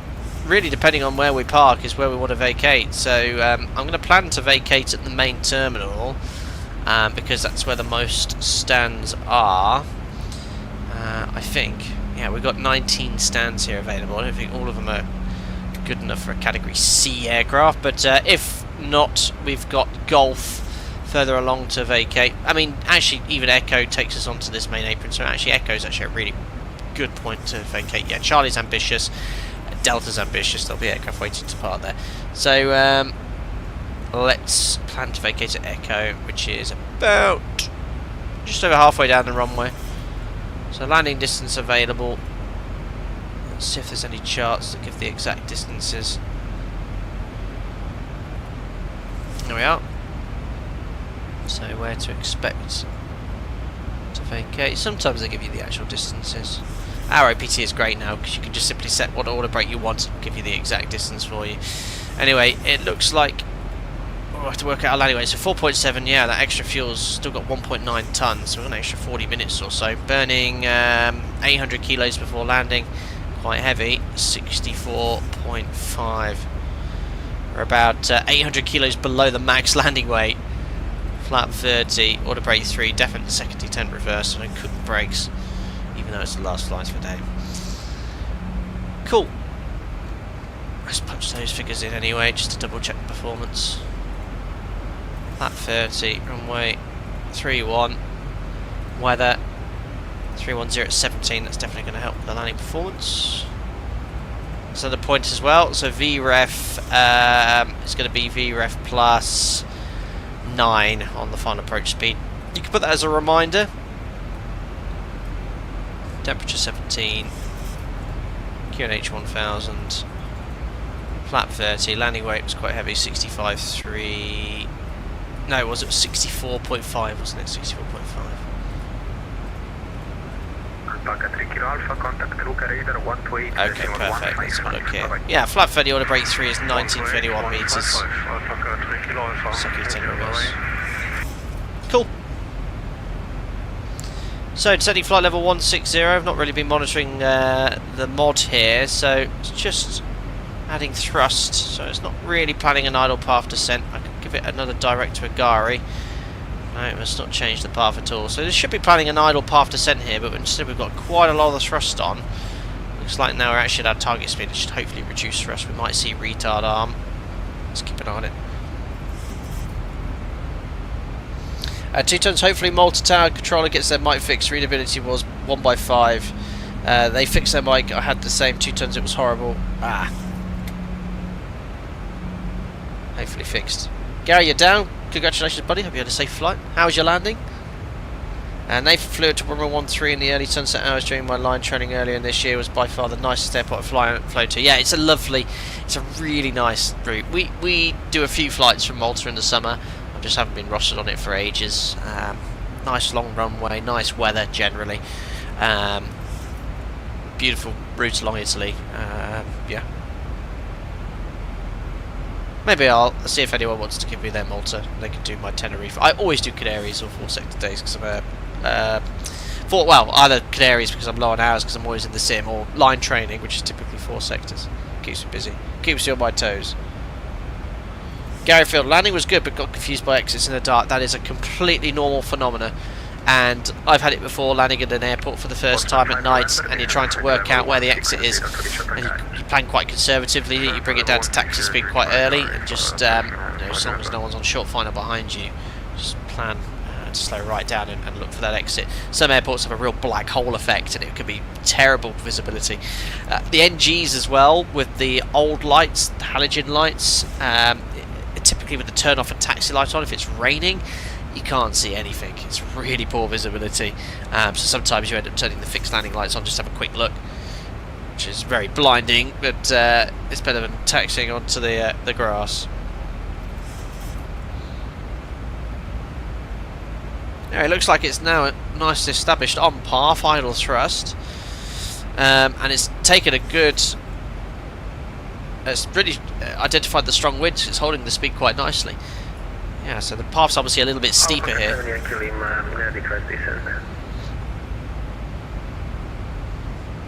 So obviously got the weather from the METAR, but the ATIS is information. Charlie, ILS runway 31, transition level 70. 300 at 17 knots, cabin case 17 degrees. That's great. Approach deck frequency 128.155.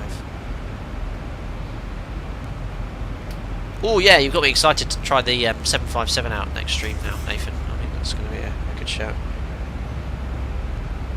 Yeah, Steve, yeah, old lights on the NG is like shining a torch out the window. They're not great. The LEDs are much better.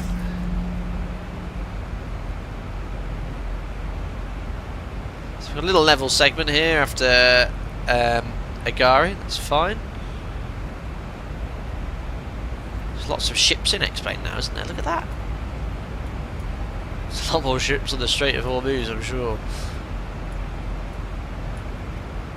Can't see Malta yet. It's a lovely evening.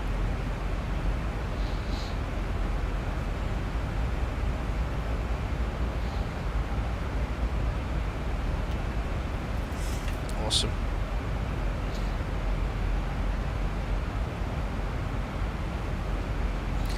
Nathan praying against an LED variant for my Cost next week. Notoriously bad for the black hole effect there.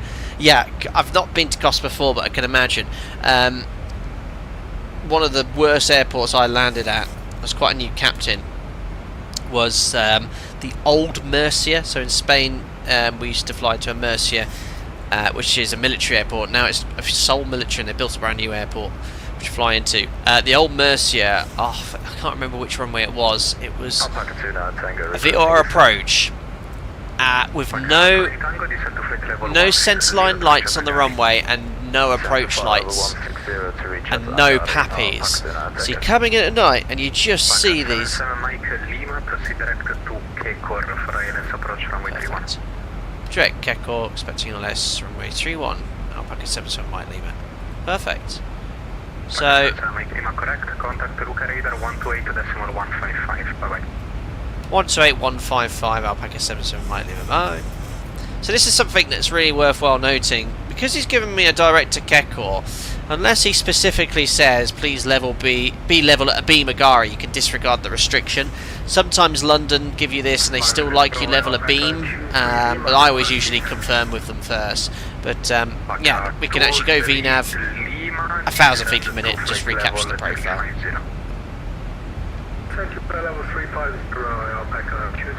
Perfect. Did I press the button? I didn't. There we are. Don't forget to set the bank angle to 25. Cool. Luca Radar, very good evening. Alpaca 77 Mike Lima, descending flight level 160, inbound to Kekor, information Charlie 101073. Alpaca 77 Mike Lima, Luca Radar identified, expect LS approach runway 31, continue descent to flight level 110. Descent flight level 110, expecting ILS 31. Alpaca 77 Mike Lima. Of course, the Italian controllers here. They control Malta VATSIM. Should have said ciao. So 110 checked. Match my thrust levers up with the position. Cool. Eurovision started wonderful. Only way we get to 10th in Eurovision these days is if New Sky was scoring it and Sam was singing.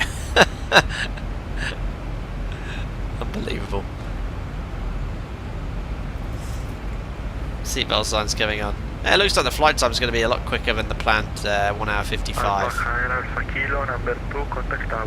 21, 14, 24, so landing in about 16 minutes. Yeah, we saved a bit of time. Maybe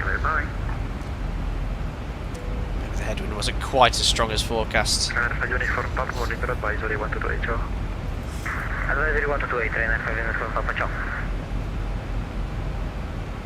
77 members only group flights. My goodness. Luke, C-Norm, Knorm, not sure how to pronounce that. Hey mate, joined as a member again, sorry, I'm on and off. 7 flight level 70. Oh, I guess 77 Mike Lima. Luke Cobb, you can join, come back as often as you like. I really appreciate the support regardless. Thank you very much. Life gets in the way. Hope you and the family are well. Very well, thank you. And thanks for your support as a member. Really appreciate it, buddy. All is good in the Flight Data Sim household. Our daughter is growing fast. Almost walking. We're standing. Almost unsupported, but very much no problem pulling herself up on the sofa. And it's very special, but they're growing up fast. Grow up fast. And we had a lovely day. We all went out as my extended family, so there was 9 of us for lunch, which was really, really good. And she was so good. Sat in the high chair for about 2 hours. Didn't moan once. Yeah, just like baby noises.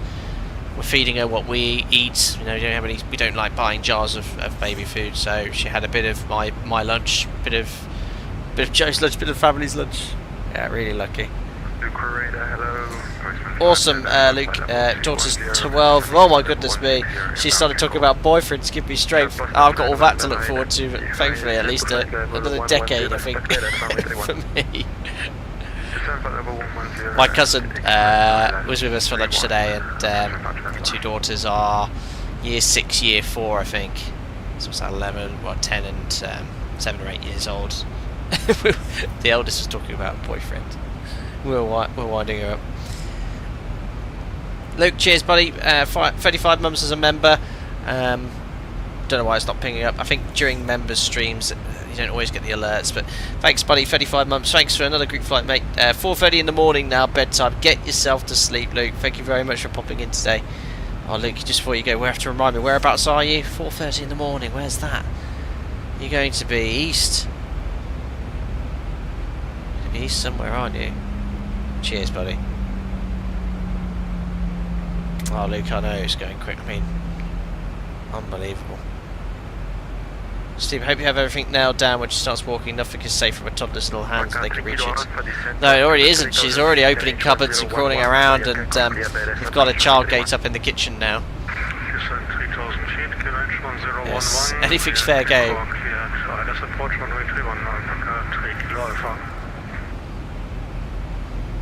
Cheers, Gary. Oh, so look, Gary, yours pinged up. Luke's didn't. Cheers, buddy. 24 months. Thanks, great event. Only my second one, but went much better than before. You're so calm and collected, Sam. Well, thank you very much, Gary. That's most kind. Try to be. Got to be. Thanks, buddy. Thanks for the continued support. Tap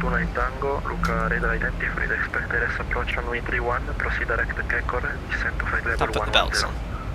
I did, yes. Flight level 110 direct KCO and expecting ILS 31 Turn the lighting right down. There we are. Boston 5 November, descent to flight level 70. Descent to flight level 70. Something like that. That's good.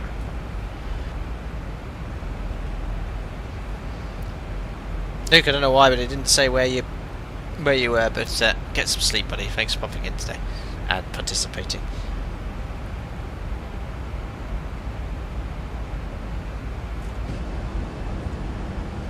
All those ships look awesome. Can't quite see Malta out the window. It is Cav okay.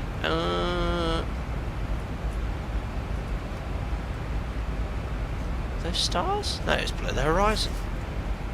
Well, we'll see something soon for sure. Oh, Australia. Luke, I knew that. Luke, I knew that. I've got so many people trying to remember, but I don't know why it didn't come up there. That is very early. Perfect. Get some sleep and enjoy your morning in the beautiful country of Australia. Lee, hi Sam, didn't join today. We had visitors take me take me off the wheel. thanks for trying to participate nonetheless, buddy. Thank you. I've just noticed, is my stream lagging a bit? I'm just trying to see. I think the latencies are not great today. No, that's better. Sorry, I was just updating my stream. You should be only about 4 seconds behind live time. I'm just doing a little test because I've got the stream live up on my laptop as well. Yeah, you're about 4 to 5 seconds behind live time. HMS Daring 1, you said star 5090.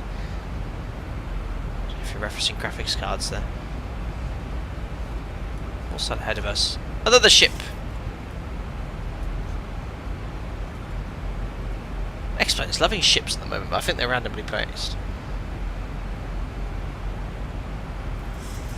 No problem, Lee. Hope to be there next month. Yes, well, I'll have a look at the calendar, and I always, 90% of our group flights are at weekends, because obviously it's the time majority of people can do it. So I'll have a look at what weekends I have in June, and we'll go from there.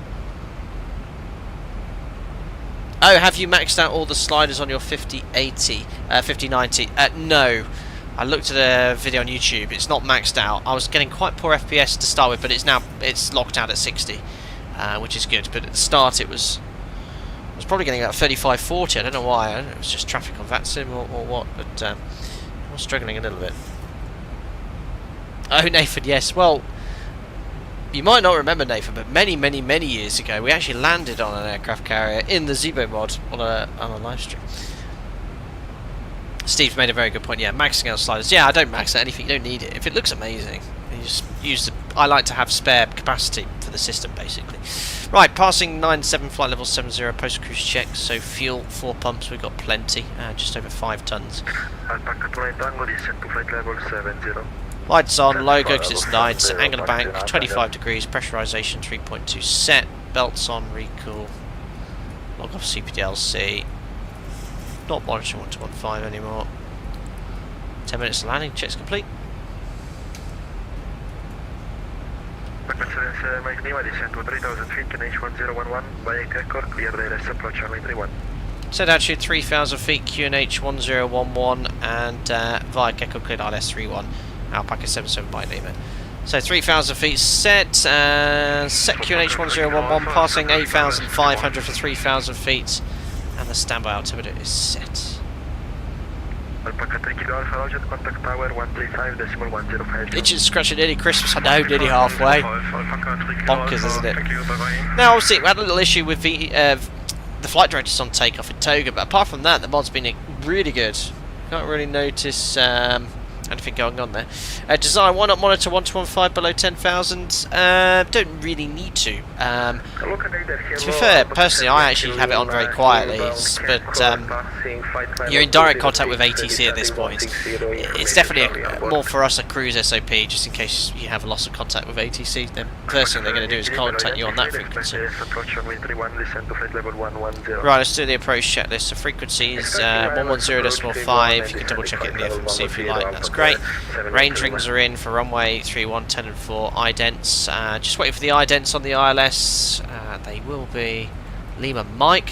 Standby set. Course is 312. Approach check is complete. Just waiting for the idents on the nav aids. No Nightbot. Yeah, Nightbot's on strike today. They are. So we've got a very late decel point. Again, I think it's just taking into account the strong headwind.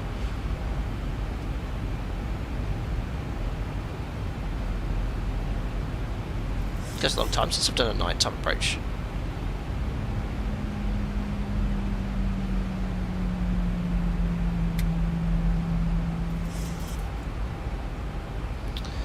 Yeah, idents, I thought X-Plane, they were pretty good at coming early, but you'd 100% have an ident now. You know, we're only 15, 16 miles from the airport. With the correct direction, you'd have an ident for sure. And your DME range would be counting down. I don't know if it's just being late or what. Let's have a look. We're on base leg now. There's the decel point. So what I might actually do now is open the speed window, speed into then bug the up speed. So it's still in path. Pitch mode is VNF path, but the auto throttle is controlling the bug speed. Watch that, any bug.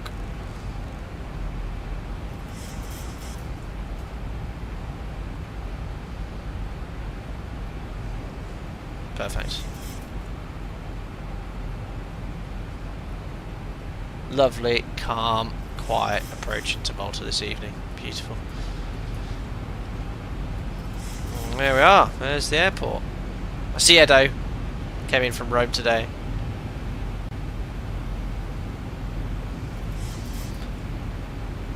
So just timing the right point to select flat 1.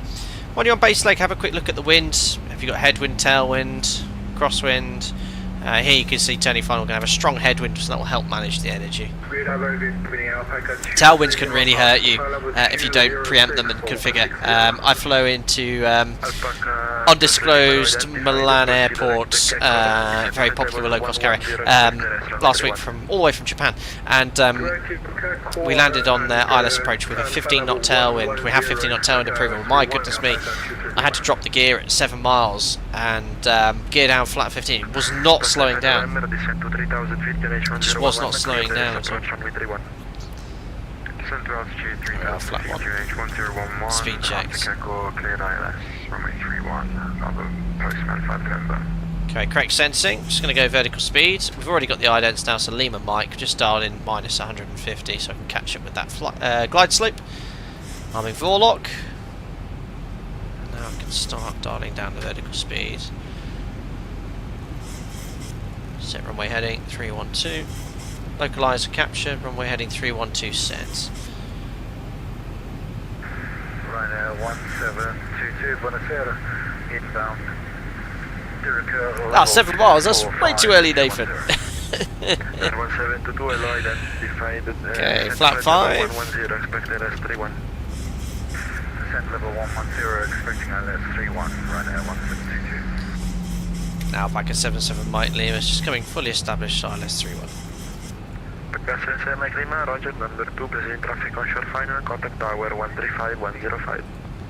Contact tower 135105, Alpaca 77 Mike Lima, thanks for the service, bye. Over to tower. 1,000 to go. I don't know why it didn't work, sometimes it works, sometimes it doesn't tune. There we are. Perfect. Don't forget to arm approach. Glide slope capture, Mr. Bridge Engine 3,000 feet set. Good headwind here, it's all under control. 160 knot ground speed already. Luca Tower, ciao, it's Alpaca 77 Mike Lima, established ILS31, 10 miles. Ciao, Alpaca 77 Mike Lima, runway 31, continue approach, winds 300 degrees, 18 knots. Continue approach, Alpaca 77 Mike Lima.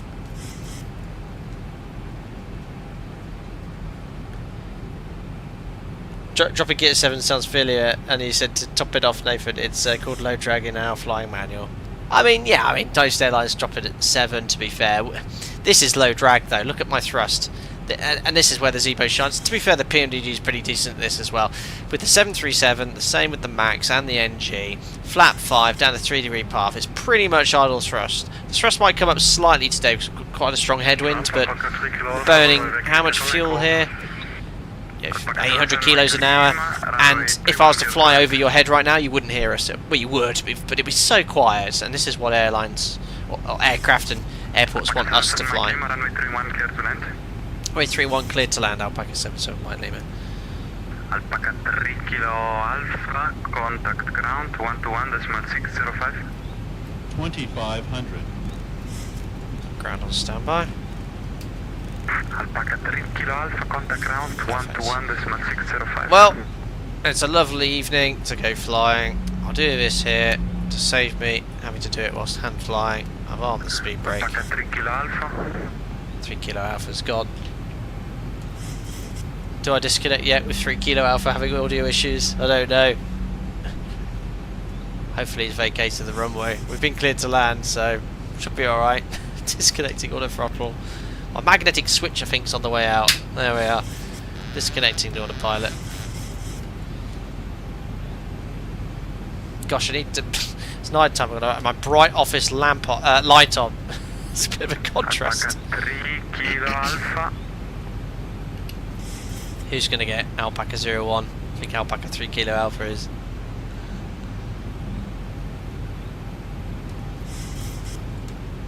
Oh, he's on ground frequency. There you go. 4 miles. Gear down. Lap 15.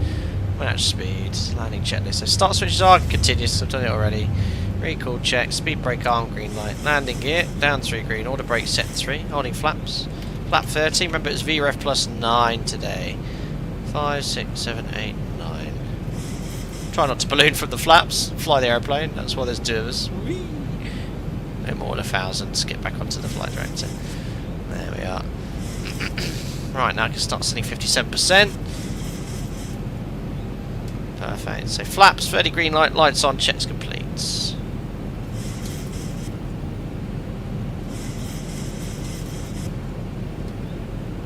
1,000 feet, stabilized, Mr. Perch, altitude set. Awesome. Gosh, a lot of thrust here, my goodness. 69%.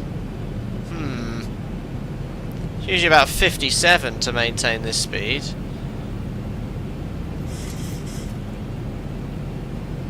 63 now, it seems to be settled, but yeah. 500 continue. Yeah, thrust a little high. To be fair, we are quite heavy though, aren't we? 64 odd tons, okay. 500. Ooh, big flight director command to left. I'm ignoring the flight directors now. I don't know. Looking visually. 100. Check. 300. Smidge low. There we are, small correction. 200. Minimum. Continue. 100. 50. Buonasera, 40. Postman 5 November. Check. Understand. Close. Hold the attitude. Ciao, Postman 5 November, runway 31, continue come on. approach, Come on. wind 3, What a float! That was awful. Speed brakes up. Reverse. Where was that runway? 83% max reverse. What a float. That was terrible. 100 knots. 80 knots. 80 knots. I was a bit naughty there. I was holding it off. Holding it off. Holding it off. Ladies and gentlemen, welcome to Luca. Oh dear. Yeah, I was messing around there. You should definitely not do what I did and hold the nose up to get a smooth landing. You just hold the attitude, touchdown, boom, done. But if I don't get a butter, I get a lot of banter. So there we are. Alpaca 77 Mike Lima vacated Echo. Alpaca 77 Mike Lima, contact ground 121.605, bye bye. Ground 121.605, Alpaca 77 Mike Lima. Roger, I can push and start, but Flaps in up. Malta, in our Speed brake stowed. on this apron, we do not do pushback, so it's fine. I can push and start. Thank you, Transavia to Foreign Papa. Transavia 24 Yankee Papa, are you ready for push and start? Roger, busy here. for push and start. Transavia to Foreign Papa. Transavia 24 Yankee Papa, you are clear to push and start from stand number. Can we get emoji for floaties? Yeah, I'll look into it. Maybe I'll change one of the least popular ones. 1011. Push and start approach facing east on Victor, Transavia to Foreign Papa. Alpaca 77 Mike Lima, vacated runway 31 at Echo. Alpaca 7 Mike Lima, welcome to Malta Luca Airport, taxi to stand number 3 via Echo Whiskey Victor. Stand 3 via Echo Whiskey Victor, Alpaca 77 Mike Lima. Echo Whiskey Victor. So here we go round. Next left is Whiskey, and then Victor, and stand 3. You can go in any direction. Oh my gosh, I just saw a car disappear. Oh, look at all the alpacas. We're dominating the main terminal area. Superb. But a floaty emoji. Yeah, I'll have a look. I've got some emojis which I think I'll probably not use very often, so I'll switch it up and get a butter, or no, a floaty one for you. There we are, little 777s here. Amazing. Well, here we are. I held that off for a very, very, very long time. Maybe it was downslope, I don't know. Alright, second line's Victor. Look at the detail here for a default airport. They've got all the taxi lines, including the blue line. So cool. Right, crank up the APU. How's the cleanup going? 4 units, transponder, out off. Stand numero 3 coming up. MCP I've done, tidied up. Just the speeds. There we go. Probes off. Whoops, make sure you look where you're going. Here's stand 3. So yeah, you can come in both directions, just massively overshoot it. There's a weird that the Airbus fleet are here. There we go. Overshoot the line. There's the marshaller.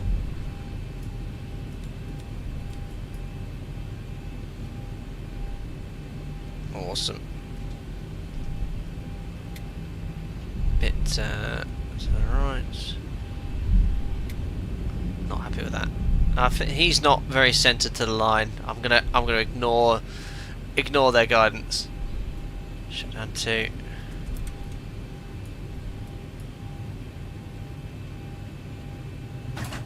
Oh, that made me jump when he crossed his hand. Is also when the generator flicked off. Parking brakes at AP available. 2 blues, 1 red. Engine's dead. N2 reducing. Excellent. Seatbelt signs off. Doors to manual and cross check. Go down here. 2000 standby. Do the transit shutdown float. Open the isolation valve, voice recorder on, and then we sit patiently to wait for the engines to spool down. N2 engine 1 and 2 below 20%, anti-collision light off, and then we'd read the transit shutdown checklist. Well, there we are. Perfect.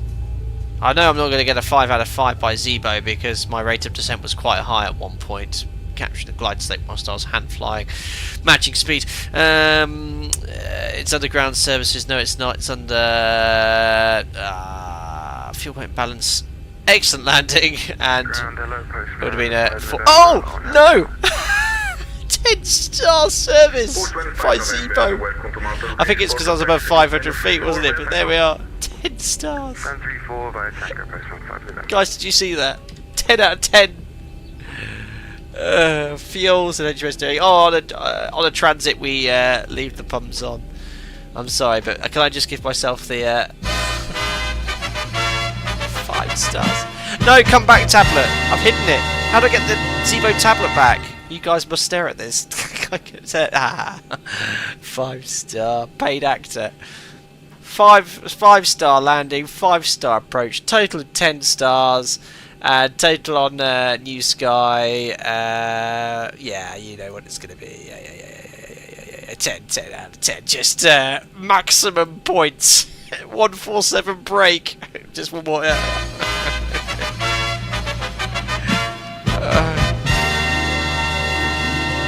Maximum. It can't get higher. Oh dear. Sorry, I meant the approach rating is under fuel. Sorry, HMS steering wheel. Perfect, thank you. And I even made money because we're only half full and I still made $3,000. Explain completed it, mate. Love it. That was brilliant. Oh dear, oh dear. Right then, I better roll some giveaways here, hadn't we? For you lovely members, for all the support you give me. It's the least I could do, rolling these every MogF. We've just missed Alpaca 29 Tango landing in the 7.5. Was that the 7.5? Yes, you were right next to me at the start as well. So superb. Oh look, and Zebo's doing its whole bosses and stairs thing as well, which is pretty cool. I think it automatically does the unloading, which is a pretty cool service. Right then, let's roll some giveaways. That was a really enjoyable group flight. Wasn't the ATC amazing as well? Superb. A huge float. Yeah, I think the replay is going to be quite telling.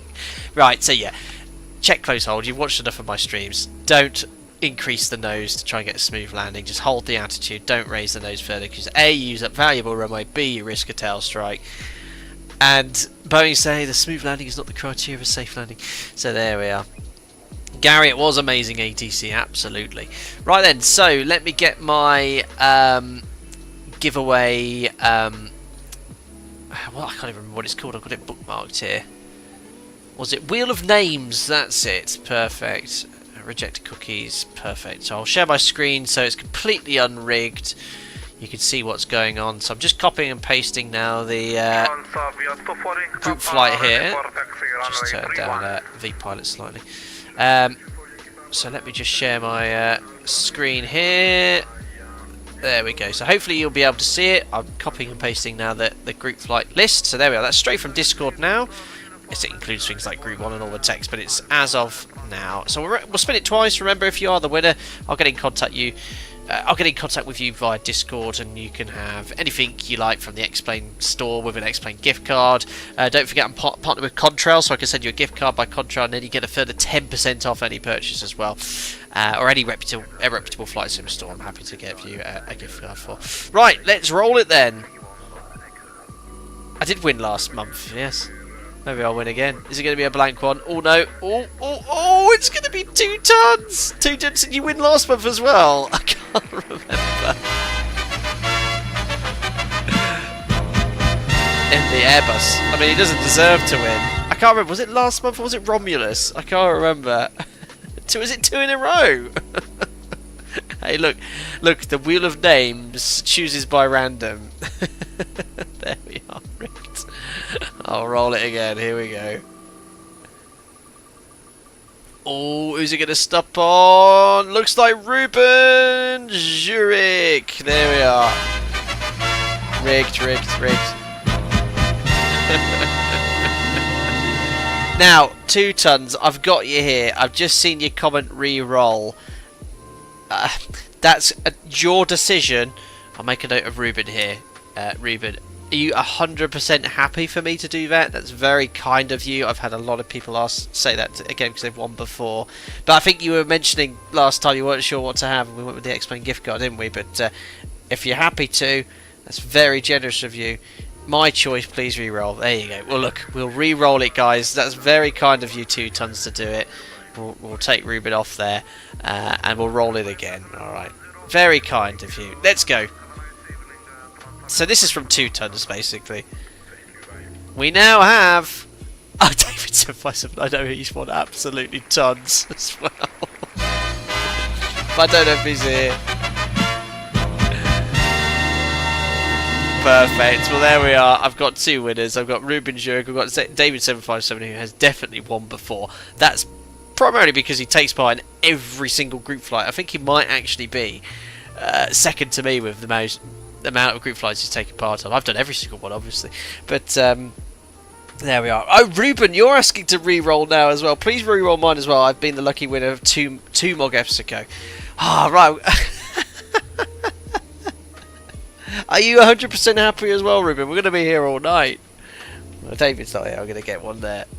Ruben, I'm crossing you out. That's very kind of you, but are you happy? Oh, there we are. David, there you go. Cheers. My score was 9.99. Very kind of you, Ruben. There we are. Well, let's do it one more time. Ruben, 2 tons, you're most kind.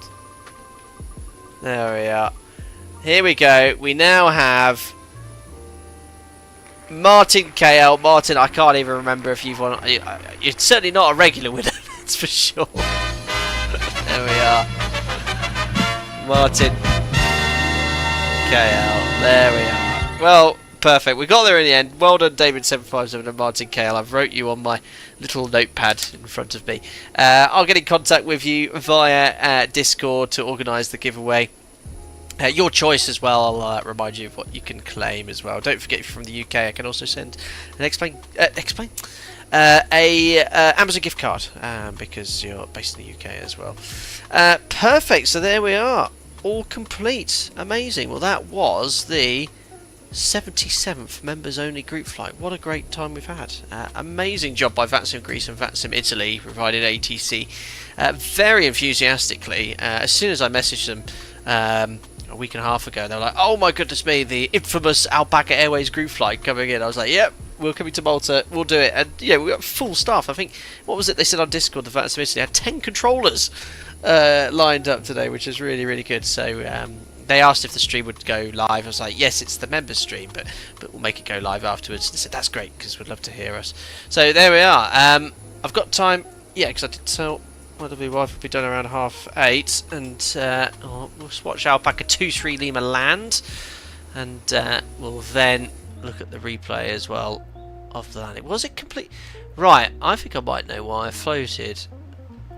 I'll have to look at the replay with the landing rate tool. Are we downslope here?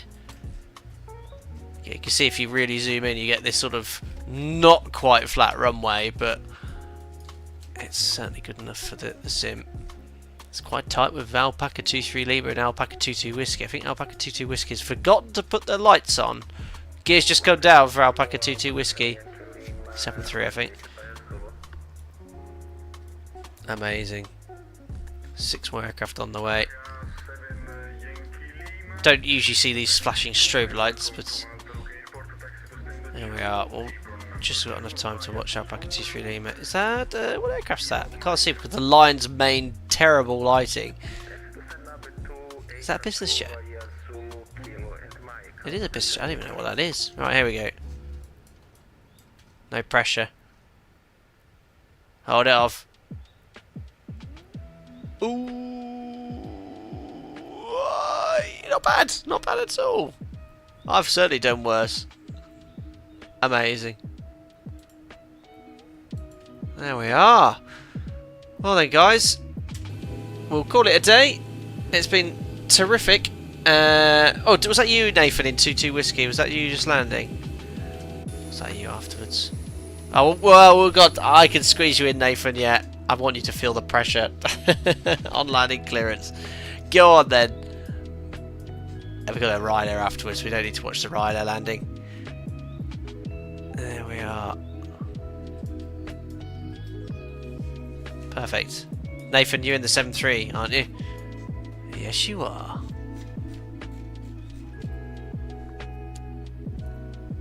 I think I've got the X-Pilot sounds turned down because they're not great. Sounds, yeah, 10% because the X-Plane V-Pilot sounds of other aircraft, the default X-Plane jet sounds, they're terrible. So I've got it turned down to 10%. Let's hope that, I'd love for X-Pilot to get the same sounds that V-Pilot gets from Microsoft Flight Simulator. It sounds, you can hear them all starting up, shutting down, engines spooling up. It's really cool. No pressure, Nathan.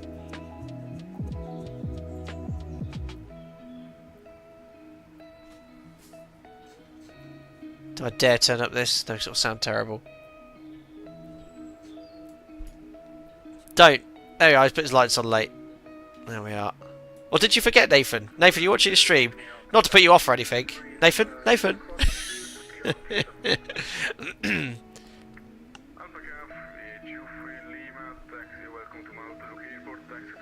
That would be a really chill stream, is to actually just do some airplane spotting in a VATSIM event. We'll just go on to observer mode and watch. There we go. Let's make sure I'm over the centre line. There we go. Oh, he's got to land on the numbers. Yeah, that terrible default sounds. Oh, clunk! That was a proper. That's how I should have landed. That's how I should have landed. Very good, Nathan. That was good. Not me. I was still airborne at this point. Then I landed. Right then, guys. Call it a day here. It was very good fun. I would love to have a bit more time tonight because I actually haven't had any food. My dinner's on the table and going cold, so there we are.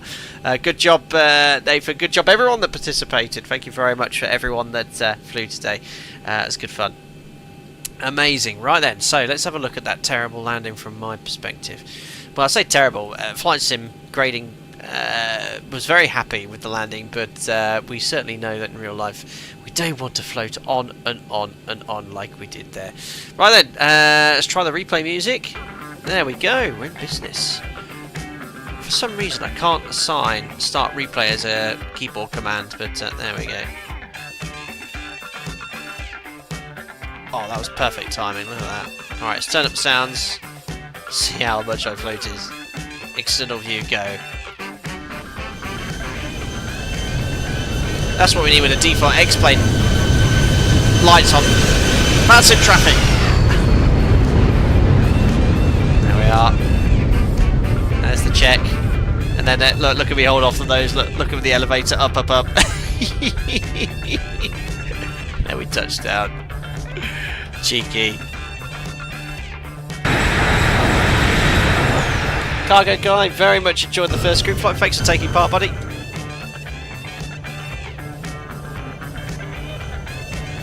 That lights look really good.